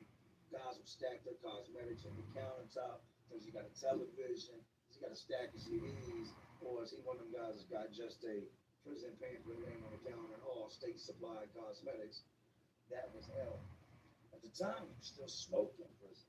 We used to get these cans of tobacco called Midnight Special. That's the menthol. And then you had a red can for the regular flavor. You order the Newports, yada, yada, yada, and so on and so on. No sooner than I walk through the door and I take a look around to see what he's got, he ain't got nothing. This dude was the definition of Pookie from New Jack City. He was a crackhead. He had so much money. He had nobody in the world that gave two shits whether he was alive or dead. They weren't going to send him a penny. He's done stole everybody's air conditioner, stole everybody's food stamps. He's a bad guy in the streets. I start putting my stuff away. He comes up and introduces himself, right? So I go ahead and I roll up a cigarette, smoke my cigarette. And, hey, let me catch a short on that. I don't like that catch a short on the cigarette thing. To me, it's just nasty. I'm getting young man. I'm like, here, man. So he gets a piece of paper. I reach him out, tobacco can. I give him some tobacco. There you go. That's yours. I open the door. I should have never opened. As I became more seasoned, more of a comic, so I tell you, don't open these doors. It was like I took L to ways. We'd be in the cell talking. I'd roll up. He'd be like, hey, well, let me get one on real quick. Anything I had, he wanted half of. If I ate something, he wanted some. Well, you was hustling and making moves before I got in here. This dude would wash people's clothes and do all these different things to make money. But now that you got me in the cell, oh, you think the white boys gonna take care of you, which all led him to the animosity of me whooping L's ass, right? L goes to the hole. Now I know for the most part who's who inside this pod that I'm looking at. A large majority of the guys in here are older convicts. They're laid back. They're lifers. They don't bother nobody, but then you got Saul that are on this bullcrap. John was on that bullcrap. John had made a name for himself, and he wasn't in there maybe 3 or 4 days prior. He had just come in this pub in his whole situation with me and L transpired that night, right? L comes to the cell, and every now and then, over these past few days, he's got a little bag of chips, a soda. He's got, you get these little Bueller pouches of tobacco. They were like $1 or something. It was like less than an ounce of tobacco. Came like 20 rolling papers. He's coming up with little things because I was like, no, look, I didn't take you to raise, man. I can't take care of me and take care of you. My people don't send me enough money, and I hustle up in here too. So I can't raise you, man. You got to get out there and continue to get it your own. I think that's really when they started to dislike me. Once I put my foot down, I was like, well, I'm not your dad, man. He goes to the hole. I've heard about this dude, John, to other people. When he came in the pod, other dudes that have been down a long time was like, oh, man. You talking to dudes been out 20, 30, 40 years, been locked up. They see John coming to pod, they're like, man, here comes this dude. Why, what's up with him? He's a nut. That's what's up with him. Straight move. Dude's off in his head, man. Snorts the dope, messes with the boys, trying to extort people, rob people, keeps a knife on him. He'd have been sent to the supermatches God knows how many times for stabbing charges and knife charges. So it lets me know, all right, I need to keep my eye on this dude. At this time, I kept on playing. I kept on doing 95% of my bid unless I was like in the hole or in the midst of being transferred. So I got to keep my eyes on him, but I got no reason to worry worry about nothing with this dude. I ain't never had no interactions with this dude, no type of dealings with this dude. I'm good, right? No, you're not good. Always expect the unexpected. Now I tell you, you ain't gotta look for trouble. Trouble will come find you. Trouble can't be found. We go to commissary. Come back with my bag. Right now I've got a new cellmate. Lady in bar that became my cellmate. I put all my stuff up. Come out and talk to people. We call it commissary right before it was rec period. So right after commissary, they call it stand by for rec. We're gonna go out to the rec yard. Go out if you want to. You don't want to. You ain't got to go out. Old school walks up on me. And let me holler at you for a minute. And you can tell in the way that somebody approaches you, or if they try to lure you over to a blind spot, whether it's a good thing or a bad thing. What he wanted me to go over to was a blind spot. I said, now you can holler at me right here, what's up? Now come here, let me holler at you real quick. I'm not gonna say I'm scared, but I'm not stupid. You got a reputation for stabbing people. You got a reputation for not just having a knife, but using that knife. And to my acknowledgement, I didn't think the man was ever going home. He couldn't convince me he hadn't killed a school bus full of children. But what I'm hearing, he got out. Now come over here and holler at me. I sat down at the table. I said, you need to holler at me, man. You can holler at me right. What's up, man? Mind you, now, me and this dude never spoke. I need to get that up off of you. Here comes the extortion. Here comes that dope fiend larceny he's trying to run. He sees somebody, a younger white dude, somebody he thinks ain't no threat. Got me twisted. He sits down and says, I need to get that up off you. Get what up off you? Your cell made air left up out of here. Oh, when you money. You sell me, you got to pay them. No, man, I ain't got shit to do with what L owes you. Nah, you got everything to do with it. Because he came and borrowed some stuff from me and told me that he was keeping the cell clean and doing things around the cell for you and that you was going to pay him. So essentially, the money you're supposed to pay him is supposed to go to me. True story. So look, I don't know what you and them got going on. And before I can fully explain to this man that I ain't got nothing to do with that, he gets up. No talking. Head straight over to his cell. I know where he's going. He's going to get his knife. I get up table, he line to my cell. Go straight to me, I get the knife, tuck it inside my pants, and I come to the door and I'm standing there looking at him and he's just standing there looking at me. We're at a kind of like a standoff. And my cell, like I told you, situated right in front of the guard. I was in cell 24 at the time. He's over at 17. So it's like a diagonal shot. He's on the bottom, to the top tier. And he's staring at me. And I'm like, telling him, like, come in. Like, if you want to continue to talk, come in. But he didn't even get to finish saying what he was saying. But I know now there's no more talking. Our talking is done and over with. Whatever's going to happen from this point out is going to happen. What he expected to happen is what he was used to happening. He expected me to be like, oh, what happened? Oh my God, he owes you money. Please don't hurt me. I'll go get it. I didn't let that happen. I stood my ground. Are you going to get yours? I'm damn sure going to get mine. So I kept saying, go on, I'll do like this.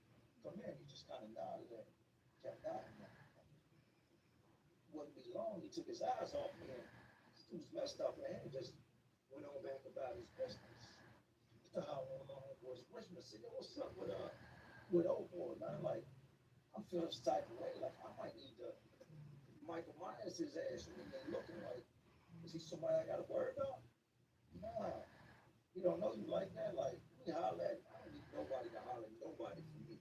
I just need to know what's up with him because I feel this type of way. Like, you trying to press me on some money that I don't owe him, some money that I'm not going to pay him. But he wants to take shit to a blade. I'd rather just fight because judging by his character, he's very violent, but I don't got him beat. I just don't.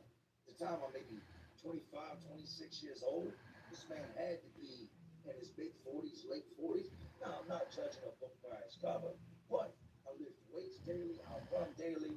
I'm in the greatest shape of my life. This guy is chain smoking cigarettes like it's the end of the world. He's about to be executed. I don't see you being able to go toe-to-toe with me in the cell. And A, cardio-wise, outwit me. Or B, be stronger than me, handle me, and be able to beat me. My homeboy Nate tells me, he says, no, hold on, no, I can't even be doing this. From Richmond too. Us Richmond dudes, we stuck together. We're not supposed to go with each other. We're not a gang. But there's one thing numbers. My city matched the people from their city. I'm gonna holler at you. I'm still adamant. I don't want you hollering at nobody for me. That's a sign of weakness. Like I got another man going to another man regarding my situation. I said, nah, you don't holler at nothing, man. Like if anything, just tell dude that if we need to fight, we go ahead and fight. I'm not paying him nothing, man. I don't care what the hell got going on. I'm not the one. Now let nobody take nothing from me. I'm not paying nobody else's debt. Maybe he thinks I'm little Timmy or little Jimmy or little Johnny. I'm Jay. I'm not the biggest. I'm not the baddest. I'm not the meanest son of a bitch in the world. This ain't my first rodeo, man. I've been doing this. I'm continuing to do this. I got many years to do. I'm not letting nobody take nothing from me.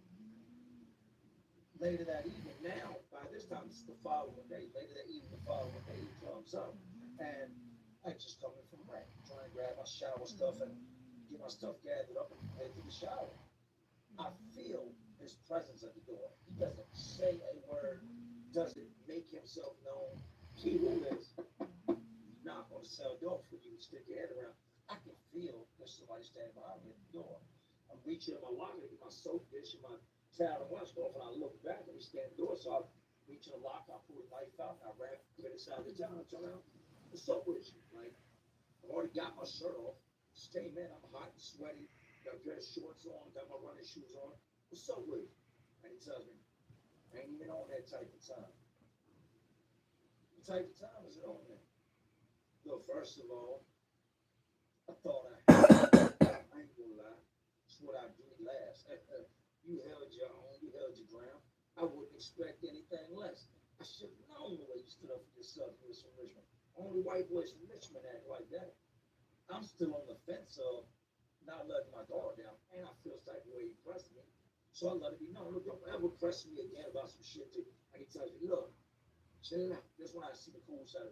Hey, look, chill out. Man, dude ain't owe me no money, man. You know that dope just hit the yard, and I gotta try to figure out a way to get some money in my pocket so I can get some.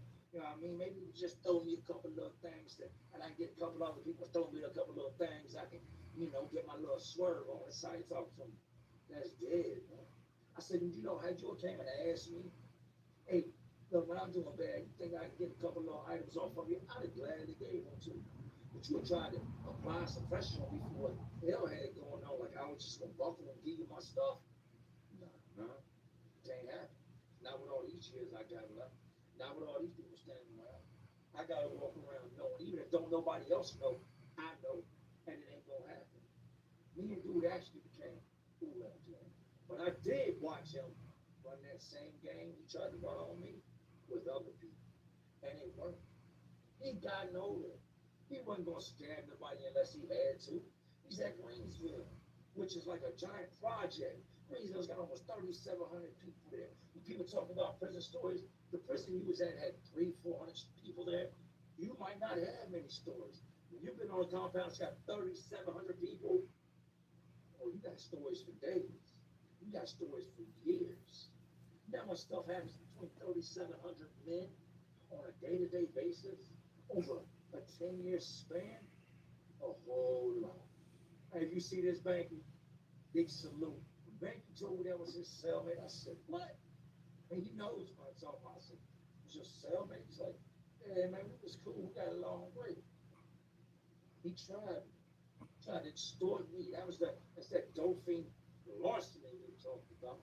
To go get him some dope. He did end up getting him a couple other little victims. I think he ended up robbing Gizmo and another dude that I seen in there from time to time. But all's well ends well. He eventually got jammed up. Dudes got tired of him running around extorting people, robbing people, and they dropped enough notes on him that in due time the guards gave him that. Clank, took him up out of there and to a hole. And it wouldn't be long after that he would walk into a new crowd full of guys that knew him from doing time with him. I guarantee he was like, man, here we go with this guy. Here we go with this fish. Now, I want you to understand me telling you this story. I don't glorify prison. Prison is the stupidest thing you can ever do in your life. It is the most boring place you can ever go. It's the worst place you can ever go. It is the definition of you have failed at life. But guys are going to try you. You're going to see things that are going to shake you to your core. You're going to see things that you're never going to forget. But in those moments when you get tested and somebody pushes up on you, you have one or two options. Do whatever it is they're asking you to do or push back. This is what I can tell you. If you do what they ask you to do, you will do it from that day forward. And at the moment that you push back, you're going to have to push back that much harder to get your point across. Because after you let people take stuff from you, nobody believes you. If you pull a knife after being extorted, they're not going to believe you. Nip it in the bud. And if you don't want to deal with none of that, hey, try this out. Don't be a criminal. Don't break the law. Don't go to prison. Don't go to jail. It's none of your favorites. You're going to hate life. It sucks. And you're labeled a convicted felon the rest of your life. You're going to be limited in a whole bunch of things that you can do. And you better believe this. There's a job in every single prison in America. And there's always somebody much worse than John. Extortion is real. Happens every day and will continue to happen from now until the end of time. It's amazing what a long, hard day's work can do. I've told y'all these videos, they help me as well. My day did not start out good at all. I feel a lot better after making this video. Even though I didn't vent much on today's situation, just, being able to connect with y'all, talk, laugh, think back on the past, relive it, it helps. And I also hope that these videos help y'all. I hope that someone will listen and not end up in it. Not everybody's going to stand up for themselves. And you can't say you are, because I've seen it time and time again. I've seen small guys not stand up for themselves. I've seen guys that are 6 foot something with no beef, no type of problems get slapped around and not stand up for themselves. Prison in itself is a nightmare. Somebody asked me one time, if you could sum up prison, how would you sum it up? Imagine falling into your worst nightmare and not being able to wake up for 10 years. That's prison. Sorry about the 10-day hiatus. It's always family first. But as y'all know, we're back. Hope y'all enjoyed today's video. I just got home. Get in and eat, check on my kids. My feet are soaked. My pants are soaked. My shirt dried. My head dried on the way home.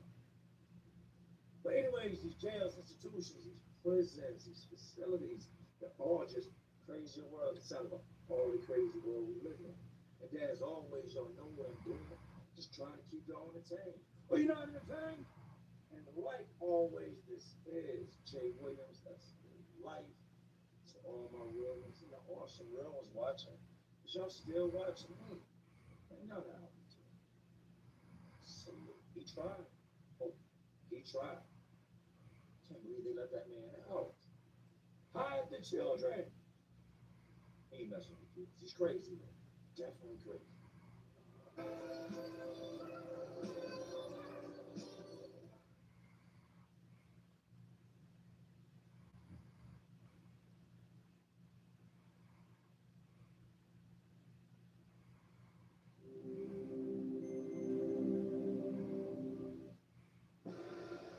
Tonight on Unsolved Mysteries. For 6-year-old Catherine Corselius, it was just a short walk home. But something terrible happened on the way. Now the mystery of Catherine's tragic death and her parents' desperate search for answers has been chronicled in a song by family friend and rock artist John Bon Jovi. His life of crime began when he was just 6 years old. Now he's considered the best cat burglar in America, and he has relieved his wealthy victims of $30 million. Beware of the dinnertime bandit. The Gulf War, the Oklahoma City bombing, the earthquake in Kobe, Japan. According to the best-selling book, The Bible Code, These events and many others were predicted nearly 3,000 years ago. Does the ancient text of the Bible contain a secret code that charts the history of mankind? You'll meet a young mother who says she needs your help. Several years ago, her 5-month-old baby vanished. Now police believe it was foul play, and she may be the key suspect. When the police sit across from you and say, we believe you know where your daughter is and we believe you know who has her, there's a good reason to get an attorney. Join me for these intriguing stories and more. Perhaps you may be able to help solve a mystery.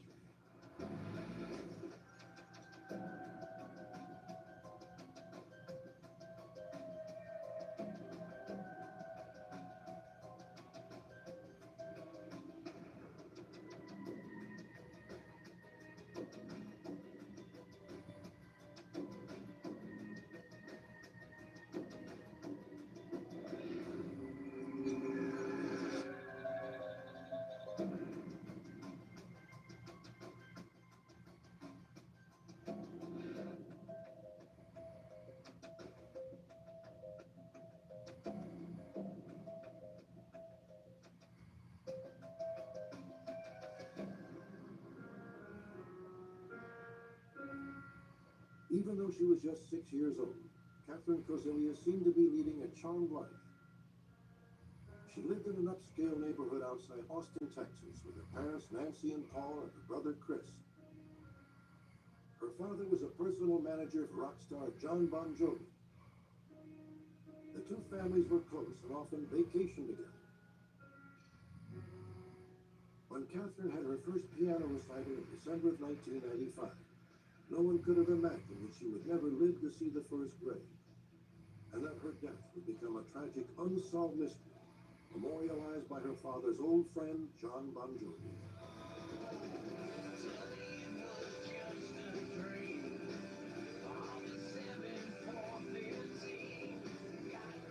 Tell me it was just a dream.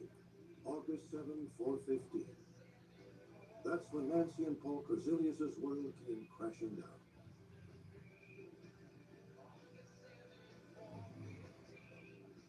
August 7th, 1996 was Paul Korzilius' birthday. He was working at his office in New York City. Nancy and the kids had spent the day running errands around Austin, picking out a gift for him. You know, I think Dad's really gonna like his present. I think you will too. Thanks. Catherine, settle down. We have been very busy as usual, doing some shopping and taking in some lunch and some appointments. It was extremely hot. It was very quiet here in our neighborhood, as it usually is. In fact, I can remark that it was exceptionally quiet that day. On the way home, they stopped at the community mailbox to pick up the mail. It was a ritual Catherine looked forward to. Nancy knew what would happen next. Will you now come? Sure. I'll see you when you get there. It was Catherine's way of saying she was a big girl. I allowed Catherine to do that because I knew she was ready to be more independent, and she had done it before. Nancy and Chris drove home in the direction the car was already facing. Catherine went in the opposite direction, the shorter way home. The Korzilius family lives here on Elder Circle. The community mailboxes are located here. Nancy and Chris drove home in this direction. Catherine apparently followed this route. Both of my children had walked home together and separately from the mailboxes. It's a short walk, probably less than a quarter of a mile. When Chris and I got home, we unloaded our car and started putting our packages away. What? Catherine's not back. She probably just stopped somewhere along the way. Go back up on the road and see if you can find her. All right. He came back in just a very short period of time, a few minutes, and he was crying, and he said, she's not there, Mom. We got in our car and drove right next door to our neighbors. I ran down the steps to their front door, knocked on the door. Their son answered. Hi, is Catherine here? No, ma'am. She hasn't been by here at all. I believe at that moment, Chris and I knew that something terrible had happened. Nancy would find out how terribly just minutes later.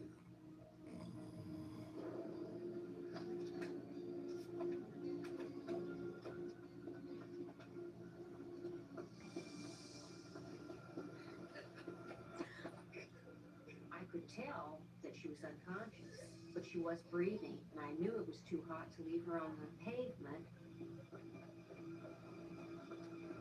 I know that it's never a good idea to move somebody if you don't know what their injuries are, but I just couldn't leave her there, and I think having driven her to the emergency before, knowing the way very well, I felt confident that I was able to drive that drive. Catherine Korzelius had suffered a fractured skull. She never regained consciousness. Catherine was on a ventilator to keep her breathing, but she was brain dead. It wasn't a matter of her being in a coma or being unconscious. Her brain had died. I arranged for a charter aircraft so I could come directly home, but in the end it was too late anyway. I arrived at 12:30 in the morning, and I believe she was pronounced dead at 11:30 that night, an hour before my arrival. From the start, everyone assumed that Catherine Korzelius was a victim of a hit and run. But even as the police searched for a driver, a disturbing question surfaced. How did Catherine end up in the spot where she was found? Catherine was last seen headed in this direction. Less than 10 minutes later, she was found here, on the opposite side of the circle, half a mile away. The extent of her injuries were such that she didn't take a step after she received the injury. And the point that her body was found on Elder Circle is not on the path that she walked from the mailbox to the house. No one could explain it, and the medical examiner's report would only deepen the mystery. He determined that Catherine had not died from a hit-and-run accident. In addition to the head injury, he found abrasions on Catherine's left shoulder, the small of her back, on her right hip, and on both knees. What could have caused them?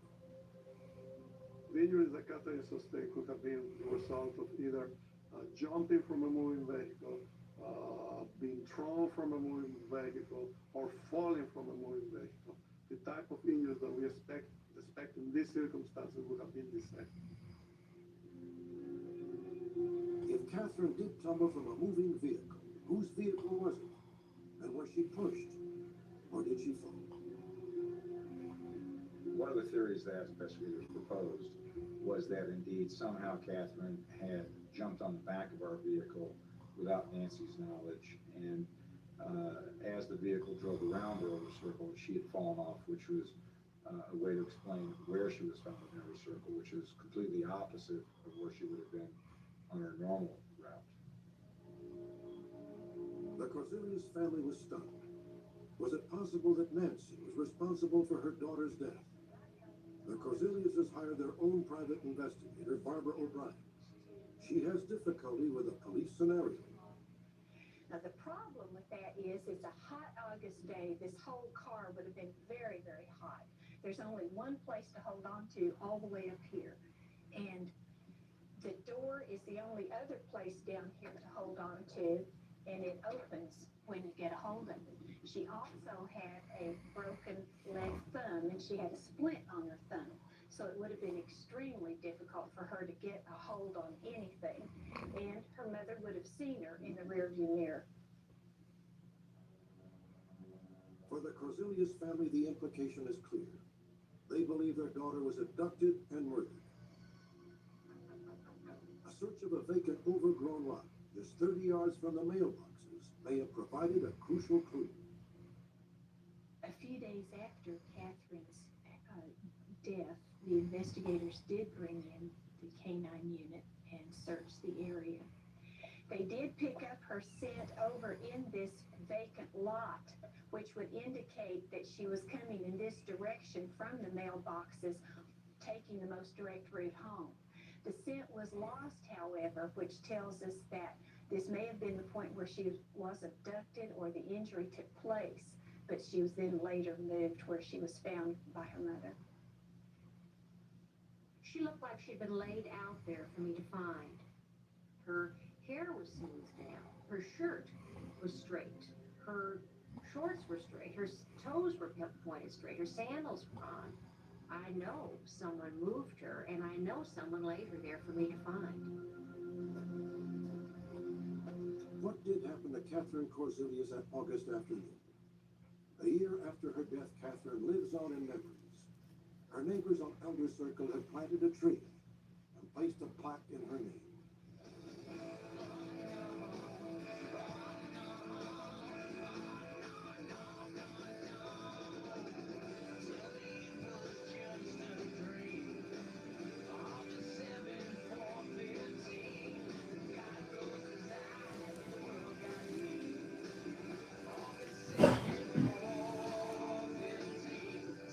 I think if Paul and Nancy's parents knew how it happened, perhaps it could help them with the closure of this tragic event. Nothing that anyone can say or do is ever going to bring their daughter back to them. But it's twice as hard not knowing what happened. I think of families of people who are missing in action. Well, they're not here, well, what happened to them? And that's exactly, to a certain extent, how I feel about our daughter. I had Catherine's body, but something happened in the last 15 minutes of her life that I don't know what that was.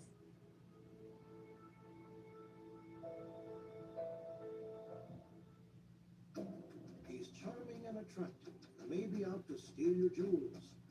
Have you seen Alan Golder?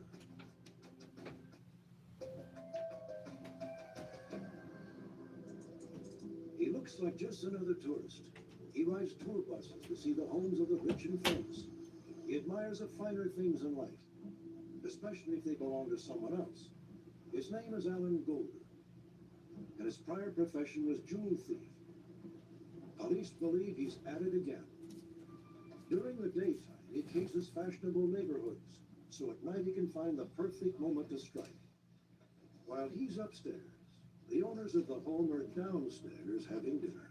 Alan is very good at what he does. He gets a thrill out of what he does. He has no other goal in life other than to be the best jewel thief that he can be. 42-year-old Alan Golder was arguably the best cat burglar in the United States. From 1976 to 1980, Golder made millions stealing jewelry. He was caught and served 15 years in prison. And since his release in 1996, Golder may have reclaimed his title as Dinner Time Bandit.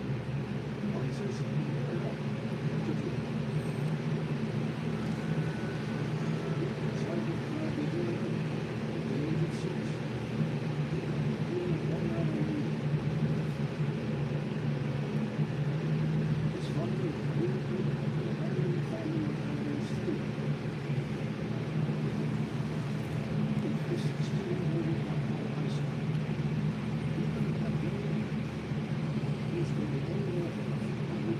Thousands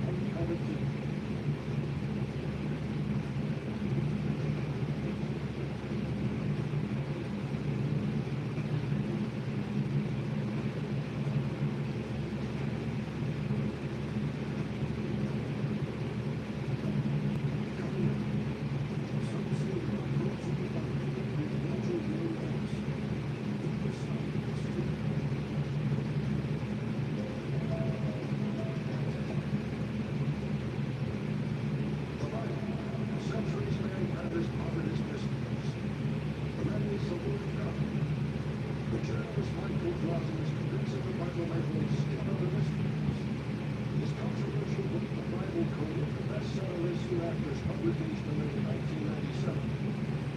Rosalind claimed that there was a secret code within the Bible, a code that is predicted the most important events of the 20th century. Here are some examples. The greatest terrorist event in American history, Holocaust bombing, was encoded the most terrible frightening death that will be terrible.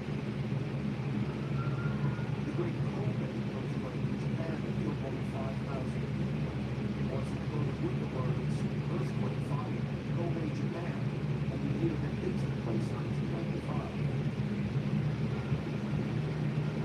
The Gulf War is encoded with the words Hussein, Yemen, the stars. Ever since there was love, people have been searching for secret hidden messages in the Bible.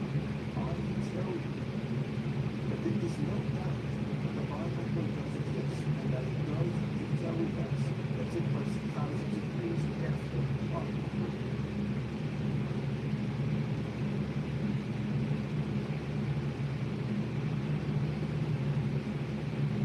In September 1993, Michael Clark, the Israeli engineer, hand-delivered land to Israeli Prime Minister Yitzhak Rabin. Mr. Prime Minister, at a very mathematician is discovered in the code of time. The only time your father, Yitzhak Rabin, is encoded in the Bible. The words assassinate that will assassinate are slain. That should not be ignored. I think you are a good manager, but the manager can be averted.